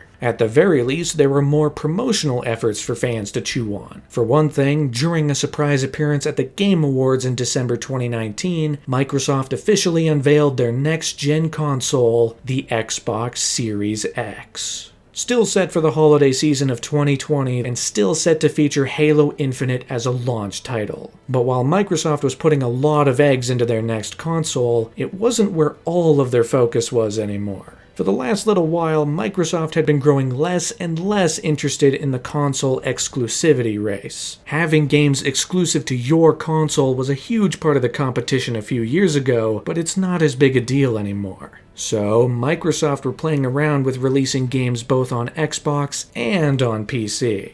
Halo Infinite would be one of the big titles that'd get a co-release on the Xbox and PC. But before any of that, fans could get a taste of Halo on PC with the Steam release of the Master Chief Collection. That's right, 5 years after the original Master Chief Collection stormed onto the Xbox One to originally negative results, the Master Chief Collection was now coming to Steam, allowing an all-new audience to experience the stories of the Halo games. And this time, it was coming with stuff that was never on the original Master Chief Collection, because on December 3rd, 2019, the PC collection was released with Halo Reach. For the first time since its original release, Halo Reach was brought back to the limelight. Its entire campaign, alongside all of its multiplayer maps and modes, were on PC. Unfortunately, this was all that was on PC right now. Yeah, as big of a deal as it was to see the MCC on PC, it was really only just Halo Reach to start. But in due time, the remaining games would join the collection to make it one of the best gaming purchases you can get on Steam. Things really started heating up in March of 2020,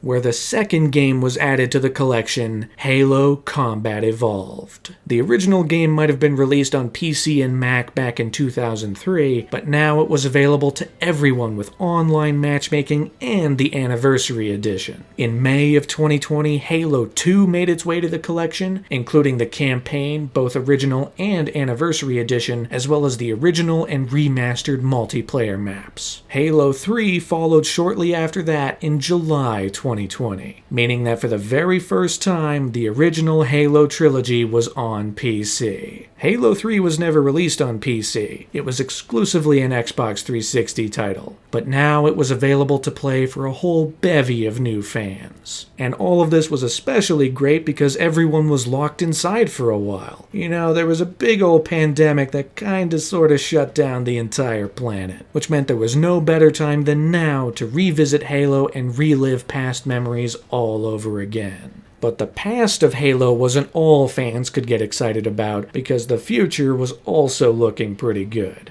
As 2020 continued, marketing began to heat up for the holiday release of Halo Infinite. At the start of the year, 343 released a video titled "We Are 343 Industries," showing off their commitment to Halo, their goals going into Halo Infinite, and also some of the promises of the Slipspace Engine. A few months later, a new teaser was released, a 70-second long cryptic teaser showing nothing but an audio log from the game's main villain. We are his will. We are his legacy. We are the banished.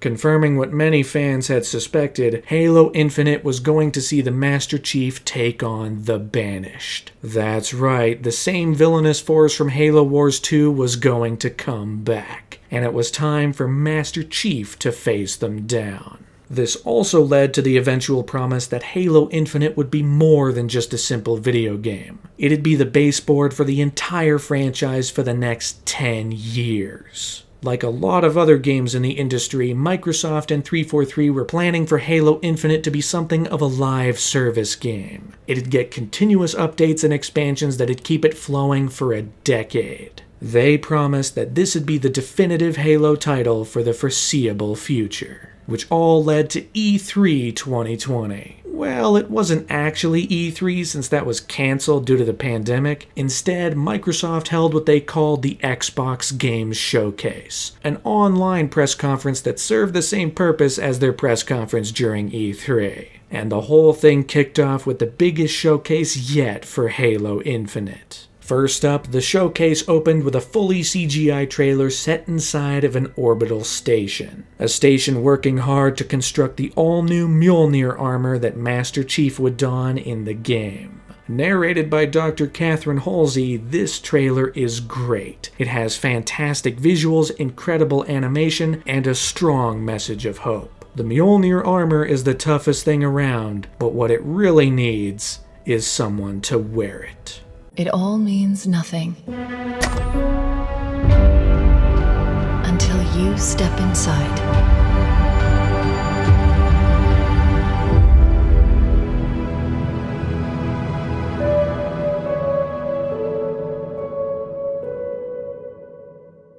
Oh, and that little piano tune at the very end, using the same melody as the Gregorian chants from the original games, that's the icing on the cake right there. What a solid trailer.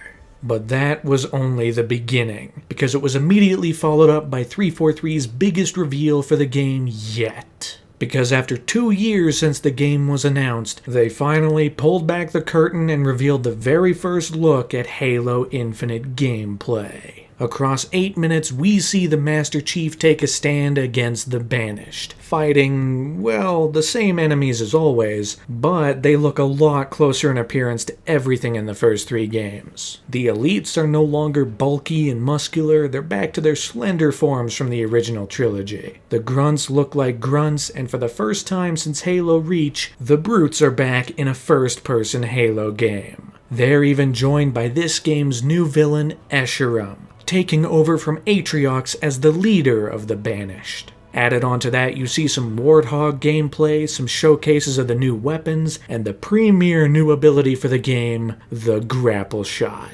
Now that right there looks like it could be a lot of fun. And overall, the demo did look like a lot of fun. Shooting looked like it felt good, the grapple felt nice, the enemies looked like they had some decent AI, but, and this is a very big but, for all of the positive thoughts around the demo, there was one negative outlook that managed to ring significantly louder than anything else. The graphics looked bad. Well, maybe bad is a strong word, but they didn't look great. I mean, sure, they look technically better than the original games, but the textures lacked detail, grass was loading in only a few feet in front of you, there were texture pop-ins in the distance, Master Chief might have looked amazing, but the pilot's clothing was low resolution. There was a lack of depth and detail across the whole thing, and fans particularly pointed out this moment.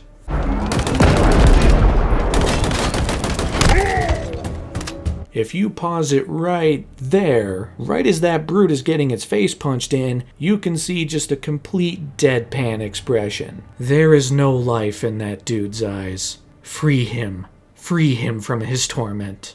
The fanbase took to calling this guy Craig, and while at first that was meant as an insult, the fanbase took to really liking Craig. He's just a nice, sweet little guy. But this was 343's biggest showcase yet. The showcase that had a lot to prove. You know, this is when you see gameplay for the first time. A perfectly curated showcase to sell the game to new and old fans alike. And unfortunately, the fanbase coming out of it seemed to agree this wasn't as good as it needed to be. Somehow, despite this being a next-gen game, it looks worse than Halo 5, which came out 5 years ago. And a lot of this can be attributed to the Slipspace Engine, because unwittingly, 343 showed their whole ass with this reveal. People began to ask, what's going on here? For one thing, there's the aforementioned buggy nature of the Slipspace Engine, but that's compounded when you learn that 343 employs a lot of contract workers to work on the engine. And Microsoft, being 343's boss, will only employ contract workers for 18 months maximum. Any more than that, and suddenly Microsoft's gotta start paying them benefits and stuff. So might as well get rid of them before that happens, because we capitalists don't want to pay anyone more than we have to. But that led to the fact that 343's employees were on a constant revolving door. People were leaving all the time, new people were coming in all the time. At a certain point, all the people who originally made the Slipspace Engine were gone, and everyone new had to learn it from scratch, basically. So not only did you have a faulty engine, but you had a bunch of people who didn't know how to use it.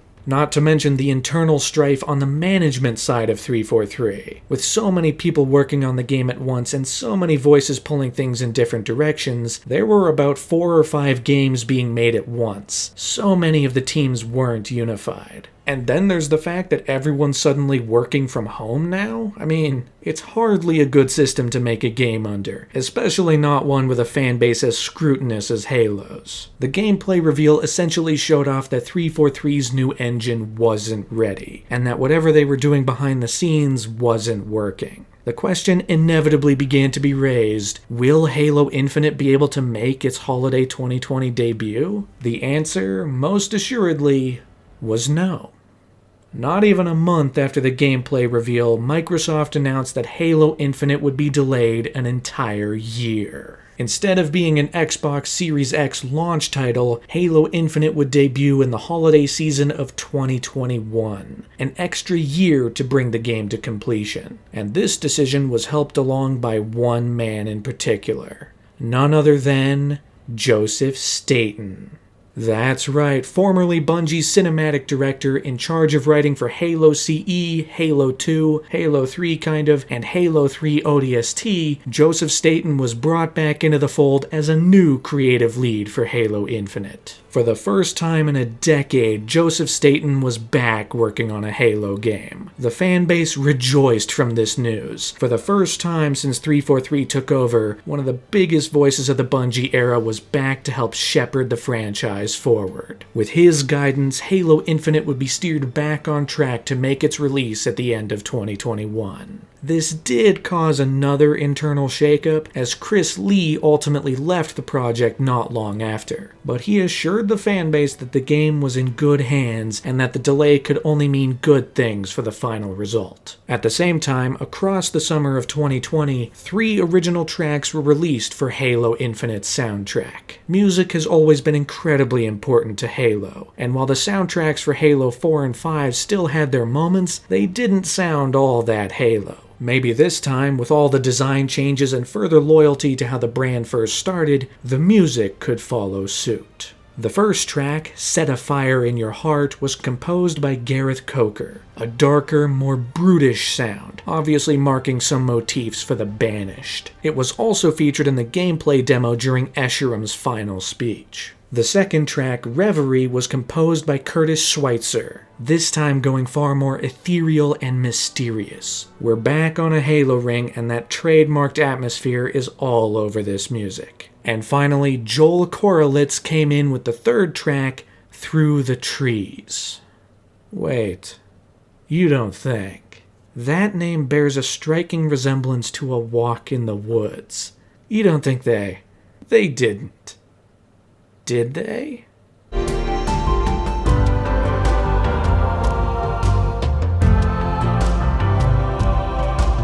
Oh man, they did it. After 10 years since the last new version was included in Halo Reach, A Walk in the Woods was back. I gotta say, no matter what state the game comes out in, this soundtrack already shows promise. It sounds like Halo, it brings back some Halo classics, and I'm sure it shot people all the way back to 2001 when they played Combat Evolved for the first time. Incredible all around. It's only a shame we have to wait so much longer to hear this stuff in the game. At the very least, to tide the fanbase over, there were a couple of small things related to the Halo franchise. For one thing, before the end of the year, clearly intended as a tie-in to Halo Infinite, Master Chief was added to Fortnite, meaning you can knock down others and default dance on their graves in the new Mjolnir armor. That's fun.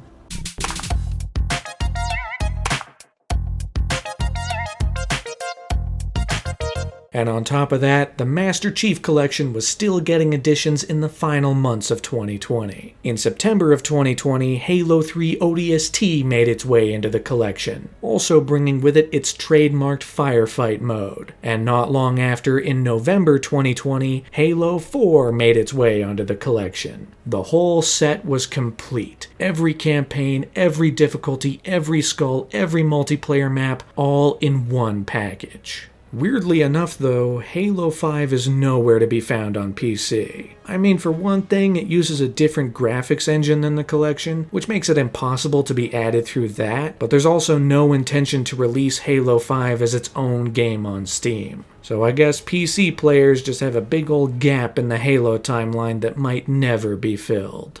The mantle of responsibility shelters all, but only the created are its masters.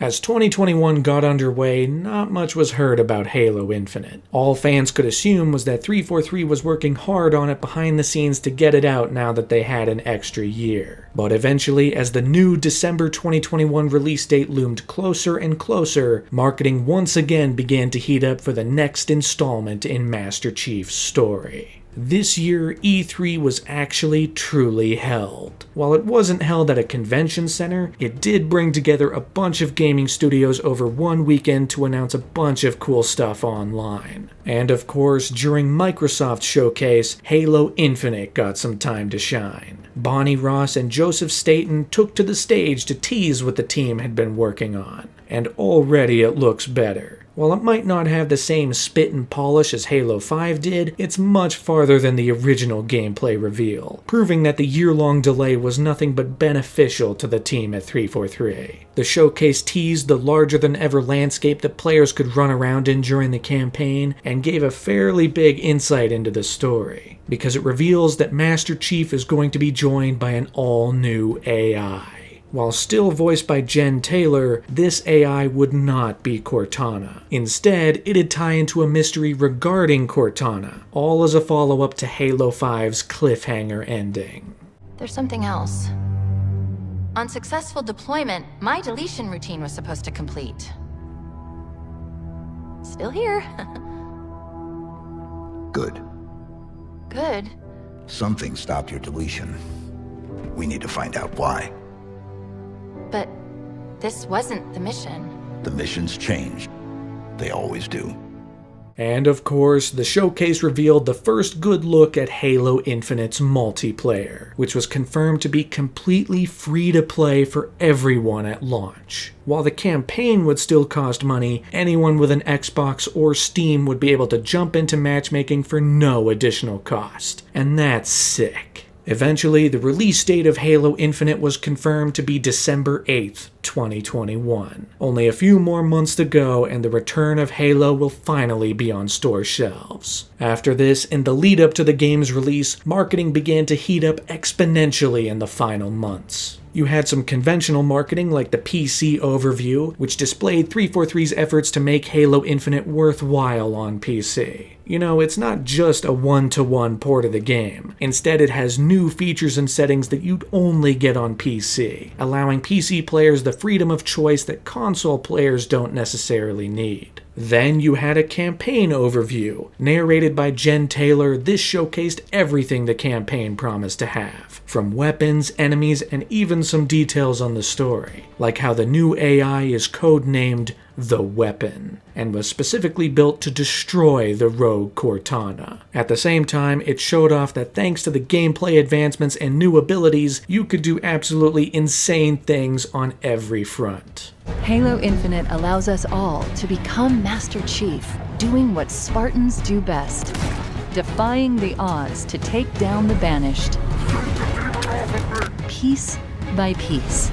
And eventually there was a campaign trailer named The Banished Rise, which was essentially a mirror version of the Step Inside trailer from last year. Instead of a hopeful message about donning a super powerful suit of armor to take down bad guys, this trailer sees the Banished leader Escharum claim that what humanity's actually made is a tomb.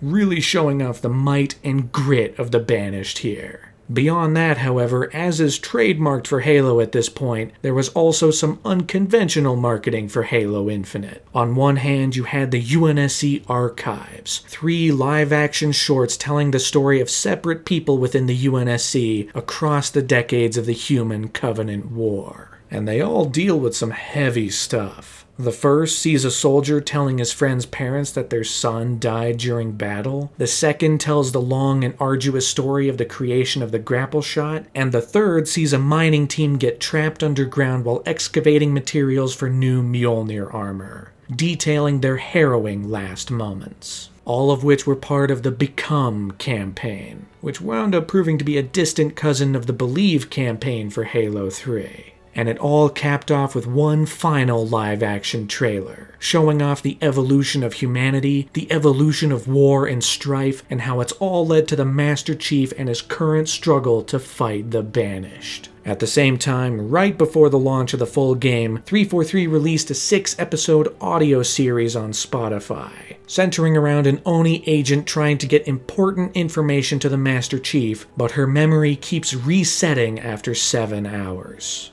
All of this gave fans plenty to chew on before Halo Infinite's debut, and reminded a lot of them of the same ambitious marketing efforts for the Halo games of old. Halo Infinite really felt like it was going to be a return to form, after the very different entries of Halo 4 and 5 took the franchise in a direction that a lot of longtime fans didn't like. Things were finally coming back on track. Only a few more weeks now. A few more weeks and we can get our hands on Halo Infinite once and for all. Wait a minute. Oh, hold on. I just got word that the multiplayer just came out early. That's right. In a surprising move, Microsoft released the free-to-play multiplayer on November 15th, 2021. Exactly 20 years after the release of the original game, players could re-enter the Halo world online and fight against people in multiple arenas. From Xbox to PC, everyone could download the game and play for free. No additional charge, no money spent, everyone was in the same boat right from the get-go. And the multiplayer already showed a lot of promise. You had the smaller arena-style modes, as well as the iconic big team battle that pitted 16 players against another 16 players in these wide-open areas. And without having to pay to play, this launch brought back tons of people who maybe haven't been into Halo since Bungie relinquished the title back in 2010. The Halo franchise was brought together under one banner to play in the all-new multiplayer modes. Gone were the loadouts of Halo Halo Reach and Halo 4. Instead, this felt a lot more like Halo 3's multiplayer brought back in the modern day. It was classic Halo back in full force. There were a couple kinks, however, both small and quite large. There were some graphical mishaps like your hand not loading as you entered a game. The fact that this game was free to play meant that a lot of the cosmetics were locked behind a paywall. I mean, it makes sense, they gotta make money somehow, but it's still unfortunate. And then there were also a few big missing features. On the multiplayer side, the game wasn't going to launch with Forge. The map-making mode that had become a staple of the franchise wasn't going to be available on day one. While it was going to show up eventually, it was definitely a sting to those playing right off the bat. And then on the campaign side, 343 confirmed that the game would not feature campaign co-op at all. No split screen, no Xbox Live support for the campaign. This was especially disappointing, considering that one of the biggest downsides to Halo 5 was the lack of split screen co-op and the fact that 343 promised to bring it back for Halo Infinite. The lack of these two features made fans a bit upset, and while they were promised to be added to the game eventually, the fact that they weren't available at launch sparked the ire of a number of fans. But even with these features not around at launch, there was still a palpable excitement among audiences. Ever since the reveal of Master Chief's helmet back in 2018, people have been excited for this return to form. 343 has had a controversial run with Halo, to say the least, but this was their chance to bring everything back together. And with a final launch trailer released at the end of November, and the confirmation that this game was once again T for teen, excitement only spiked in the last weeks before Halo Infinite's campaign hit store shelves. Halo was back on the map. The multiplayer was out and it was fun to play. The designs of Master Chief, the Elites, the Grunts, even the return of Joseph Staten, everything harkened back to the original designs of the classic games. It was huge.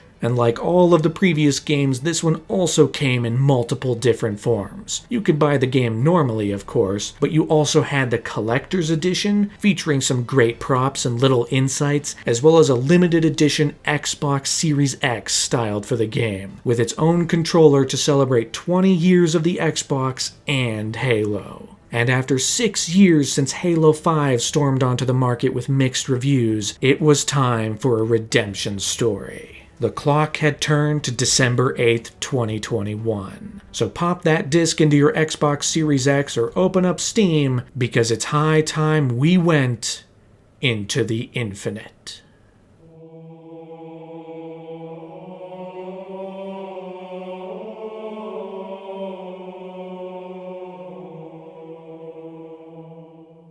Throughout 343's run on the Halo franchise, the Infinity has been both the UNSC's flagship and the studio's. But as a sign of how things are going to change with Halo Infinite, this is how the Infinity is introduced in the very first cutscene of the game.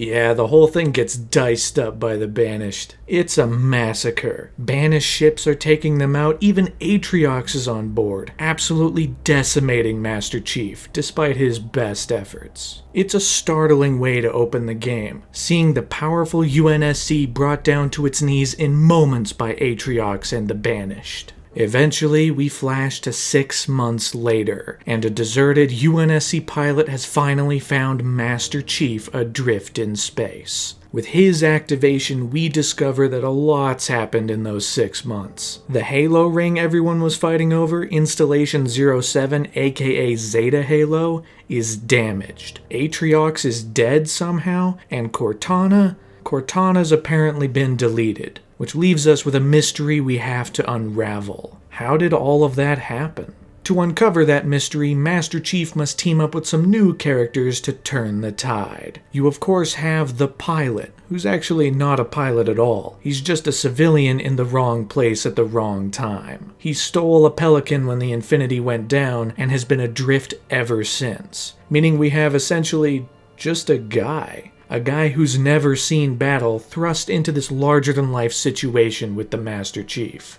And then you have the Weapon, a new AI, still voiced by Jen Taylor, but quite different on a characterization level. While Cortana was often the smartest one in the room, the Weapon shows a bit more naivety. She's younger, she's got a bit more childlike wonder about the world. Both her and the pilot provide a nice contrast to the straight-laced, mission-focused Master Chief. It's a crew that's entirely different from anything we've seen before, and it creates some fun moments as their differing perspectives go head to head. By the looks of him, he was some sort of leader. They called him Tremonius. Not anymore. That's almost funny. It also allows for this game to follow in the footsteps of Halo 4 and explore a lot more of Master Chief's humanity. I mean, sure, he's still the 7-foot-tall super soldier who can shake the camera when he kneels down, but at the end of the day, there's still a guy under there. There's still a human being who feels bad about his fellow fallen soldiers and even tries to lift up those left behind. We all fail. We all make mistakes. It's what makes us human. All the while, since Chief is the strongest and most capable of the three, he gets to have a lot of the best action lines. In fact, Chief has some one-liners here that might be some of the best in the entire series. You have one bullet against an entire army. What can you do on your own? I told you. It's enough. It's locked down. Requires a hack. Okay. And you can do that? No. New plan. Together, the three of them must face off against the new banished leader Escharum, as well as the mysterious new villain, the Harbinger of Truth. A new villain from a new species who's hell-bent on finding the Endless? There are plenty of mysteries to uncover with Zeta Halo, all on this journey to stop the Banished from bringing it back online. Which begs the ultimate question. Is the game good? That's a complicated question to answer, but let's start with the good. For one thing, despite some graphical shortcomings here and there, design-wise things have never looked better. This is easily Master Chief's best look yet. It takes the feel of the classic Halo 2, Halo 3 armor and adds some weight to it to bring it to the modern day. Elites look like classic Elites, though with tiny little alterations to make them a bit of a combination of every Elite design up to this point. The same goes for the Grunts, who go back to their classic look. At the same time, almost every enemy speaks English here. Elites, Grunts, Brutes, even Jackals speak English now. And this is hugely beneficial to the fun and humor of the game. Hearing all these guys smack talk you and each other during battles. The Grunts especially are funnier than they've ever been. Once again voiced by Joseph Staten alongside Sean Chiplock, these Grunts have more to say than ever before, which is in part helped by the propaganda towers you can find around the map. These towers play, well, in-universe propaganda messages from Grunts, saying that the Banished are cool and awesome, and humanity sucks and is cringe. It's great stuff. Hey, we got a Craig out there? I keep hearing about some loser named Craig. Why the heck do you get all the attention? We're just as cool, if not way cooler. It's also not a stretch to say that Halo Infinite might have the best gameplay of any Halo game. For one thing, it builds off the successes of previous games to create great gunplay, great enemy AI, kills feel satisfying, with every death cueing an impact sound that feels good every single time you take a guy out. Then you have abilities at your disposal. You got stuff like a threat sensor, which can scan for invisible enemies within a certain radius. You got a drop shield that you can shoot through but enemies can't. There's even a dash. All of which can be upgraded with Spartan cores you find throughout the game. But all of those abilities pale in comparison to the single greatest introduction to the entire Halo sandbox ever, the grapple shot. Bar none, this is the greatest addition to the entire franchise. This thing is awesome. You can grapple onto every surface, making traversal much faster and much more fun. You can grab weapons in the distance to either reload ammo or swap out your current arsenal. You can grapple onto enemies, pull yourself towards them, and then punch them real hard. Later upgrades allow you to stun enemies while doing this, and then another upgrade allows you to build up a charge and blast them into the stratosphere.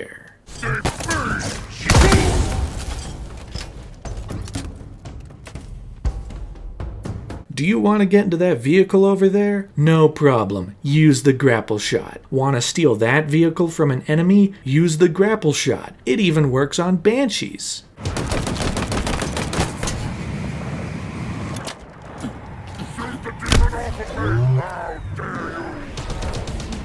You can even grab these coils from across the battlefield and throw them at enemies. The grapple shot changes the game completely. The entire dynamic of the battle is so different than it was before. Fast escapes, quick charges, everything is made possible with the grapple shot. It's so good that every previous Halo game is now retroactively a little bit worse because they don't have the grapple shot.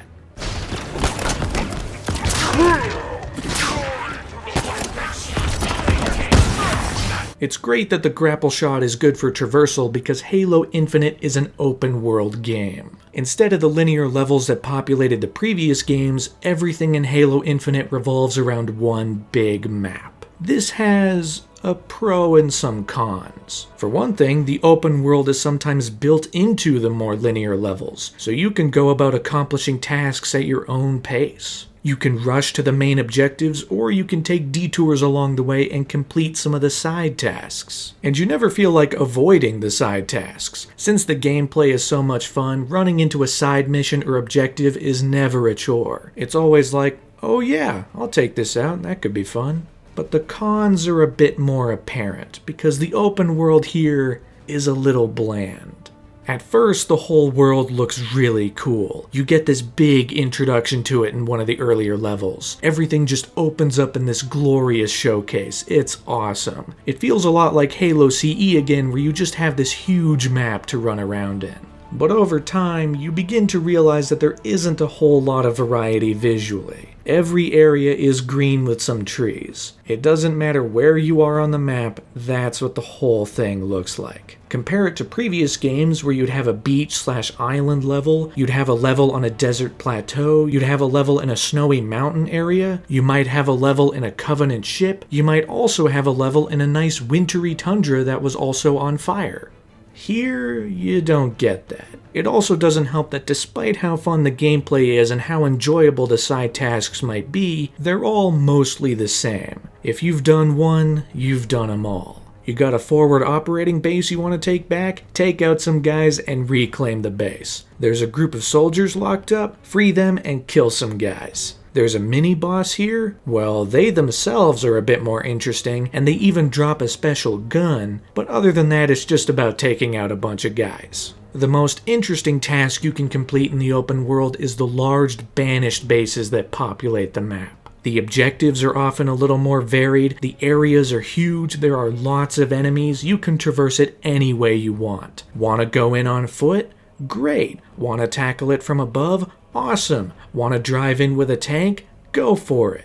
These might not be as dense as a regular campaign level, but the difficulty and objectives within are a lot more interesting than the 20 fobs you gotta take back. Overall, it's clear that a lot of ambition for the open world was cut out prior to release. And there's no better place to find this out than the original announcement trailer from 2018. That trailer showed off forests, beaches, small UNSC bases, mysteries within caves, herds of animals rushing around, and none of that is in the final game. Whatever the game was supposed to be at that point is not what was ultimately released. Instead, what we have, while fun, feels kind of empty overall. At the very least, there are some fun weapons we can use to engage with it and take out enemies. The weapons this time are broken up into 5 different types, each based on how powerful they are and what kind of ammo they take. You got the kinetic weapons, which take bullets of varying size. You got the assault rifle, which harkens back to the look from Halo Reach. You got the battle rifle, the pistol, which is nicknamed the Sidekick. Then you have the new machine gun, the Commando. The new shotgun, the Bulldog, which doesn't load 1 shell at a time. Instead, it has a big clip of 7 shells you load all at once. Then you have the Hydra, a small missile launcher, and the Brute Mangler, which might be the most powerful weapon in the game. It one-shots most enemies in the campaign. Plasma weapons are where you find a lot of the banished arsenal. Plasma pistol, pulse carbine, which is just a banished battle rifle, the Needler, of course, the Ravager, which shoots these big red projectiles, and the Stalker rifle, the new banished sniper. Still no plasma rifle though. At this point, the plasma rifle's been absent from the franchise for longer than it was in the franchise. Bring it back, man. Also, bring back the original carbine. That thing was awesome. After that, we have a new category of weapons, shock weapons, which shoot electric bolts that can stun and kill enemies. You have the Disruptor, which is the pistol variant, and the shock rifle, which is more long range. These are often carried by the new enemy type, Skimmers, who fly around and try to tase you. They're essentially the drones from Halo 2 and 3, but slightly different since they descend from the Harbinger of Truth and not the Covenant. Hard light weapons are also new. You have the return of the Sentinel Beam, which shoots a very powerful laser, and then you have the all-new Heat Wave, which shoots 6 blasts either in a horizontal pattern or a vertical pattern. And then finally, there's the power weapons. Rocket launcher, sniper rifle, energy sword, gravity hammer, and 2 newcomers, the Cinder Shot, which is kind of a grenade launcher type thing, and the Skewer, which shoots a massive spike. No, I didn't misspeak. It shoots a big spike. Perfect for taking out vehicles.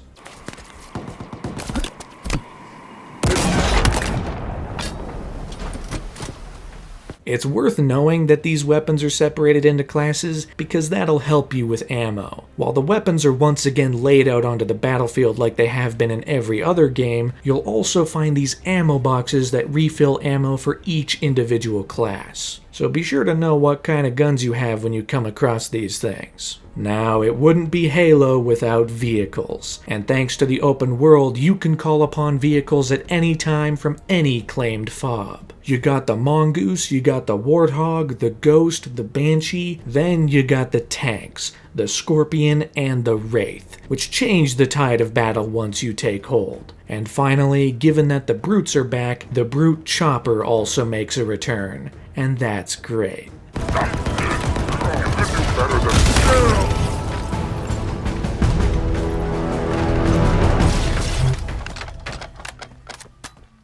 And once you finish the campaign, you can also get a little time in the air with the UNSC's new aerial vehicle, the Wasp.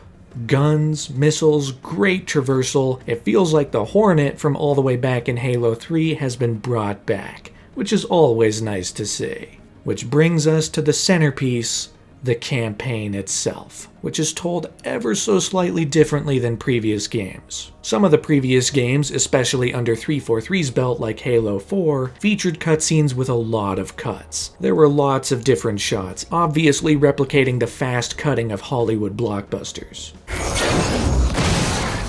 Whoa, cowboy!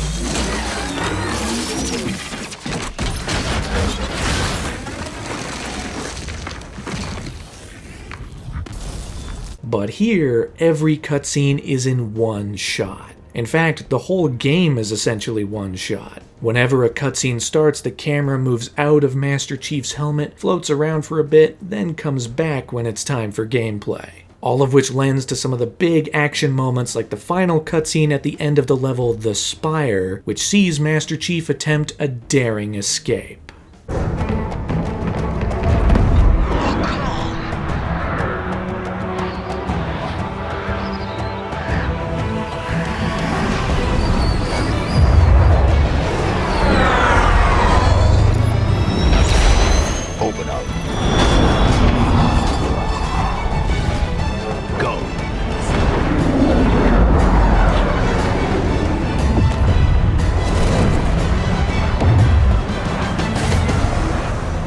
It's a fairly interesting stylistic choice, to limit the cuts to as few as possible to keep things moving. But it's worth noting that Halo Infinite's campaign might be the weakest in the entire series. This in large part comes from the fact that most of the levels feel the same. Aside from the first couple levels and the last couple levels, most missions in the game play out identically. You turn up to a place, head inside a Forerunner structure, kill some guys, progress the story a little bit, then leave. That's 75% of this game's campaign. One thing 343 attempts to do to make each level a bit unique is introduce boss fights. Halo has attempted boss fights before to varying degrees of success, and while this might be the best offering of boss fights in the franchise, they're still not great. There's not a lot interesting to these guys beyond the fact that they have a name and some more health. They play very similarly to every other guy on the battlefield. There is one fairly interesting boss fight though, because towards the end of the campaign you fight off against a Spartan hunter, Jaga or Damna. This mechanically enhanced elite with 2 swords and invisibility. He's a tough guy to beat, and he changes up the gameplay a fair amount to separate him from a regular old elite. And while 75% of the campaign feels very samey, the other 25% has some good stuff. As mentioned, there's that moment where everything opens up and Zeta Halo is revealed. That's pretty sick. There are moments where you can see pieces of the ring constructing themselves automatically, repairing the damage that's been done. That's cool. And one of the final levels, The Road, might be my favorite in the game, because it sees you drive a vehicle, in my case a Scorpion and eventually a Wraith, to take out a bunch of guys and just bulldoze through banished forces. It also helps that the original Halo theme was playing, because that always builds up adrenaline.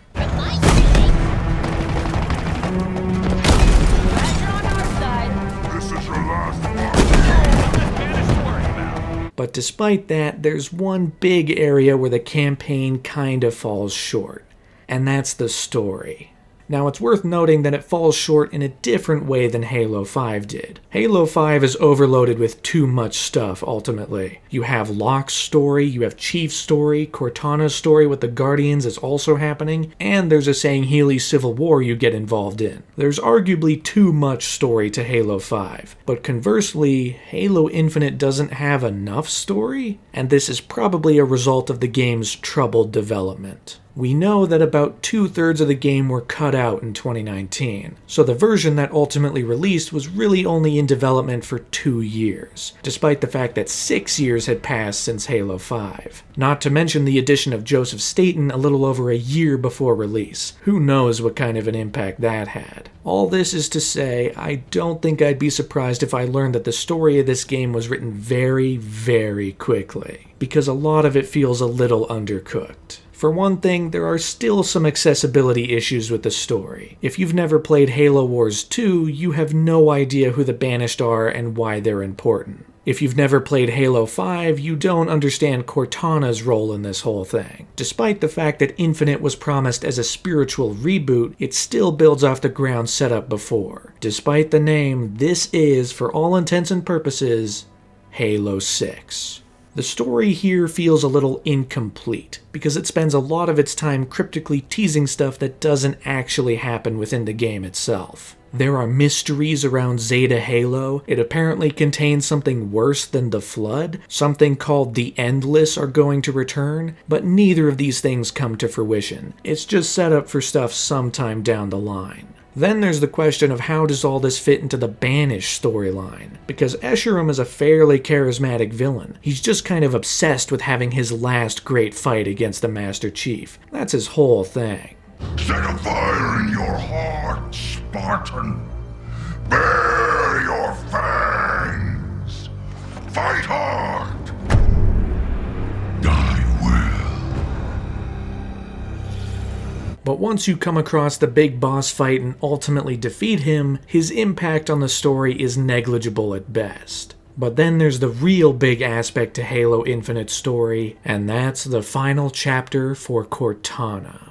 As mentioned, Cortana's evil arc is concluded before the game actually starts. This isn't surprising considering the negative reception to Halo 5, but it's still a little underwhelming. You know, doing a reboot is a fine idea when something's not working, but it's incredibly hard to do a reboot when the last game ended in a cliffhanger. It's an admirable attempt, but resolving everything the way Infinite does is bound to cause some disappointment. Even for those who didn't like Halo 5, it's hard to call this resolution satisfying. Instead, we pick up the breadcrumbs left behind, experiencing these little hologram cutscenes that show what Cortana was up to before this game started. She was doing some treachery, destroying UNSC bases. She even destroyed the brute homeworld of Doisak as a show of power to Atriox. I mean, she's a genocidal maniac now. But eventually, Atriox and the Banished pushed back, ultimately weakening her reign over the galaxy. At the same time, it's revealed that the weapon is actually a clone of Cortana, made by Dr. Halsey specifically to mimic the security systems of Zeta Halo and trap Cortana so that she could be deleted. The only thing is, the weapon was also supposed to be deleted upon successful deployment, but she's still around. Which builds into the ultimate reveal that after Cortana's powers were weakened, she wound up learning the error of her ways, and sacrificed herself to stop the Banished from using the ring. She killed Atriox, broke the ring, and died in the process. And as a final wish, she kept the weapon alive, all so that good old Master Chief would still have a friend to go fight bad guys with, so he'd never be alone.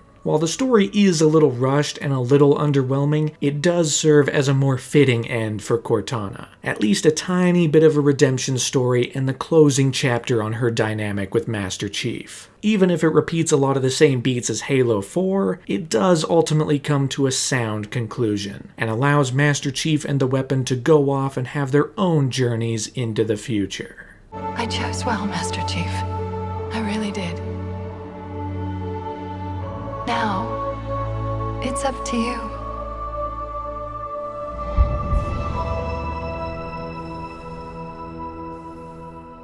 In the end, Escharum is defeated, the Harbinger of Truth is defeated, and Master Chief, the weapon, and the pilot all reunite. We reveal that the pilot's real name is Fernando Esparza, and we also seem to hint towards the fact that the weapon might take on the name Cortana, following in the original's footsteps. And that right there is the end of the game. Yeah, that's it. It kind of feels like it ends before it's supposed to. It only feels like it's the first 2 acts of a story. A lot of Halo Infinite harkens back to Combat Evolved, but even though that game was released 20 years earlier, its effectiveness can't be understated. Combat Evolved keeps the game moving with purpose. The first half is the mystery, uncovering the secrets of the ring, and about halfway through, you discover the secrets. The rings were made to destroy the Flood, which thrusts you into a final act where you have to destroy the ring to control the outbreak and save the galaxy. Combat Evolved poses a big question, answers that question, then gets you to do something about it. It's that last bit that really brings it home. Now, Halo Infinite is also built around the mystery of this new ring and the mystery of Cortana, and eventually you do find the truth. But instead of being thrust into a final act where you make some decisive moves based on that truth to close everything out, the game just ends. The game poses a question, it answers the question, and then you go home.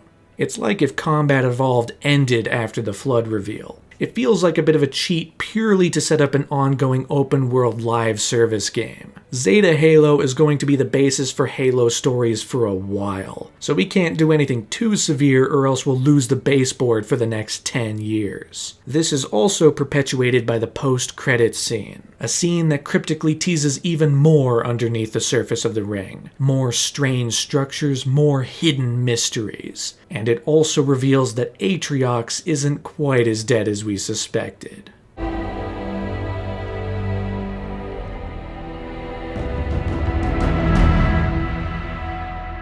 So we're really building up the foundations of where this universe is gonna go. That's the entire goal of Halo Infinite.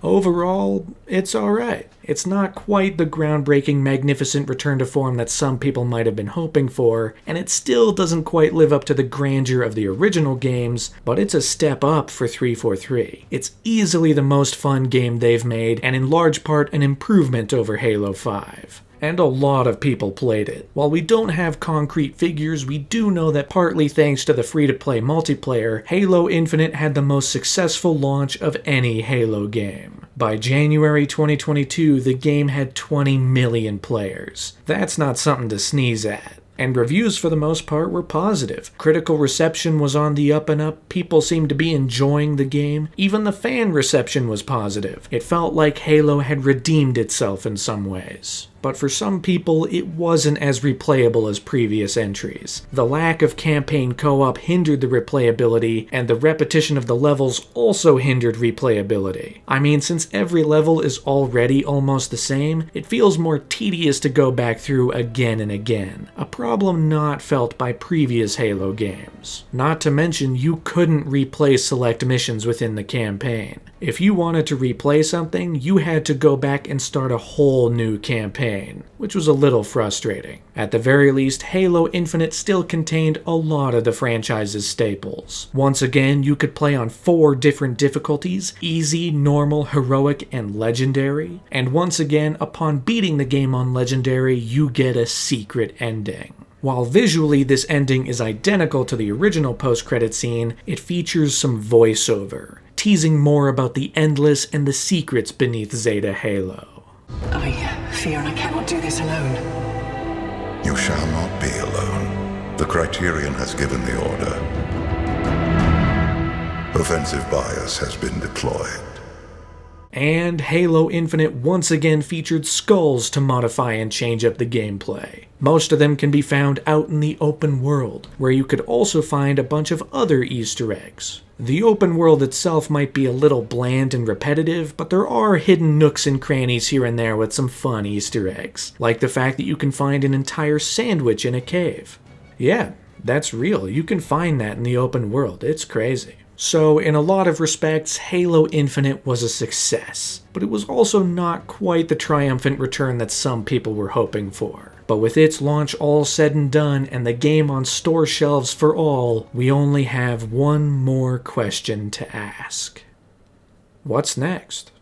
In the years since Halo Infinite's release, the game has had a few big updates to help fill out the game and give it more stuff to satisfy players. For one thing, campaign co-op was finally added about 6 months after release, meaning you and a friend over the internet can take on the story together. Unfortunately, there is still no split-screen co-op. Despite it being a defining feature for the original games, it has now been absent from 2 mainline Halo entries. Weirdly enough, the feature was almost completed. Reports stated that it was around 80% ready before 343 pulled the plug. And through an exploit, fans have been able to get it to work to a certain extent. It's a whole weird scenario with that one. Thankfully though, without an exploit, you can replay individual missions now. When accessing the TAC map, you can go through and select a mission to replay without having to restart the campaign. And at the same time, Forge was added to multiplayer. The feature that has been so ubiquitous with Halo since 2007 was added to the game a few months after launch, allowing people to once again create anything to their heart's content. Some of the stuff people have come up with is crazy. It goes beyond creating new maps to creating new games within the Halo sandbox. Forge is easily one of the greatest features in the game, able to give fans all sorts of tools to do anything and everything. It's awesome. And the multiplayer side of the game has been able to flourish over the last few years. New maps, new weapons, all sorts of new cosmetic additions have come through for Infinite. While some criticize the multiplayer's launch for being a little bare bones, there's a lot more to chew on now. Unfortunately, that same graciousness has not been felt by the campaign. Despite the additions of campaign co-op and mission replayability, the campaign side of the game is identical to how it was at launch. Now, this is very common for most games, but 343 and Microsoft promised that Halo Infinite would be the baseboard for Halo for the next 10 years. So you'd think, since we're already over 2 years in, that there'd be something. A map expansion, some new levels, maybe something leading into a new fight with Atriox?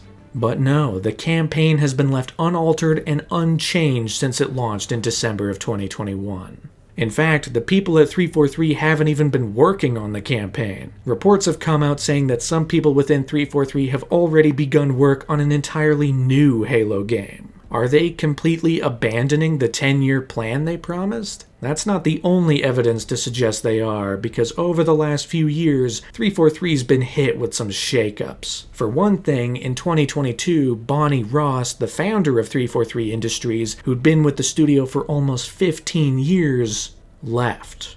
Now that's not unheard of. people move on, that's nothing too major. But also, early in 2023, Microsoft laid off a whole bunch of its employees, and 343 was hit pretty hard by this, with nearly 100 employees being let go. That's only the start, because it also led to the departure of Joseph Staten and Frank O'Connor.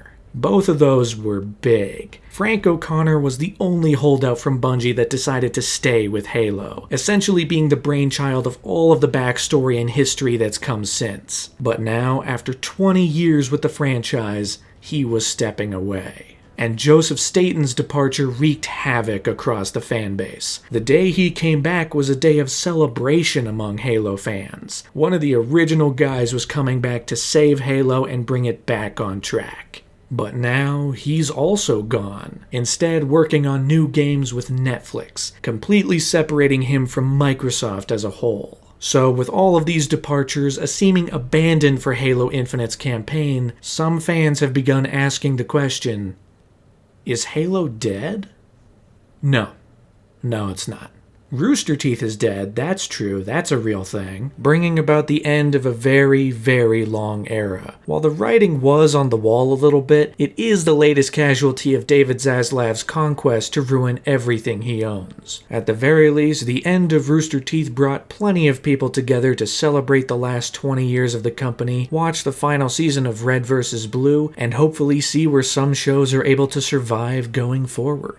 But Halo itself, that's not dead. I think that's a little hyperbolic to say. However, we do know that there's been a lot of mismanagement over at 343. We know they're ditching their homegrown Slipspace Engine, instead jumping over to the Unreal Engine for the foreseeable future. That's big. And we know that there are currently no intentions to continue support for Halo Infinite's campaign. Instead, the next likely game is going to be Halo 7. And with the changing of the guard currently ongoing at 343, that next game might look very different. Some people have been asking if a reboot is necessary, which feels weird since Halo Infinite was already a spiritual reboot, but maybe they're calling for something more severe, a full reset of the franchise to start over from square one. All of this is to say, Halo is not the juggernaut it once was. Good sales and good reviews don't take away from the fact that the cultural presence of Halo is quite different than it was 15 years ago. Those first few games were huge. They were cultural behemoths. They revolutionized the industry, and their effects are still being felt in gaming to this day. We don't quite get that anymore. Halo is not the top dog. I mean, it might still be the bronze medalist, but it's not at the top of the podium. Instead, you got things like Helldivers 2, which has taken the industry by storm with its fun gameplay and hilarious satire. Although it has also gotten into its own share of hot water. At no fault of the game itself, mind you, just the publishers behind it trying to pull their strings. But Halo not being the top dog isn't the end of the world. Key figures leaving 343 is also not the end of the world. It means things are going to be different next time, sure, but no matter what shape the franchise takes, we'll always have those first few games. And now that the Master Chief Collection is on Steam, the original Halo games are more accessible than ever.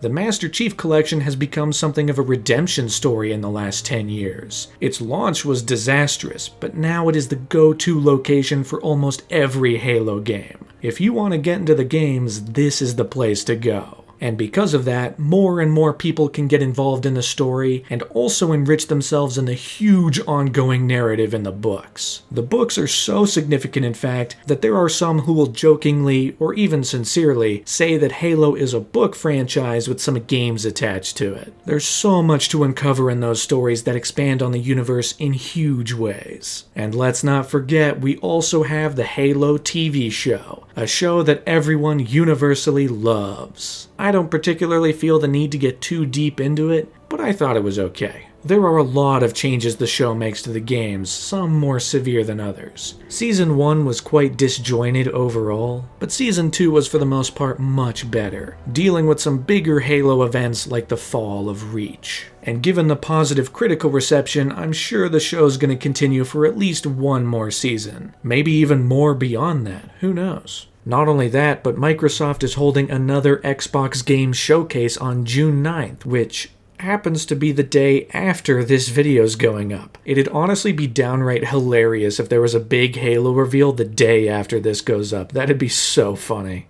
Regardless of what happens next, Halo has made its mark on the gaming industry. It's made its legend known, and I think the original legacy will always live on. The story of the Master Chief, the story of the Arbiter, Cortana, all of these characters, they are etched into pop culture. They'll forever be monoliths. Overall, there's still a lot of fun to be had in this franchise. There's a lot of enjoyment to be had with Halo, and I for one greatly enjoyed my stay in the 26th century. From the explosive blockbuster games to the complicated and ever-evolving behind-the-scenes story, it was a great time. But before I go, I do want to give a quick shout out to some important sources of information that I absolutely could not make this video without. First up is the YouTube channel SameToken, who made a series of retrospectives on the first few Halo games, diving into their development and reception. Sounds a little familiar. Those videos were hugely informative, and they were a great starting point for me when I was getting the ball rolling on these videos. Second, there's the article The Complete Untold History of Halo, which is written by a whole bunch of people over at Vice, featuring interview snippets from every major player on every single one of these games up to 2017. There's just tons of insight in there and lots of important information. And finally, there's Halopedia, Halo's own wiki that has cataloged entries on everything in the universe. It was absolutely essential to finding out release dates, trailers, smaller details that no one else has. It was a great help. So I'd like to thank all of those for being essential sources of information, and I'd like to thank you for watching this video all the way to the end. Which is a big ask. This was a three-parter, a big old trilogy of a retrospective. But I can safely say that I have finished this fight. Which means it's time for me to get started on the next one. After spending so much time in the future, I think I'll be heading back in time. Back to a long time ago in a galaxy far, far away. I'm sure that won't backfire on me whatsoever. Until then, however, I hope you all enjoyed this great journey, because this will be the end of this video, and I will see you guys later.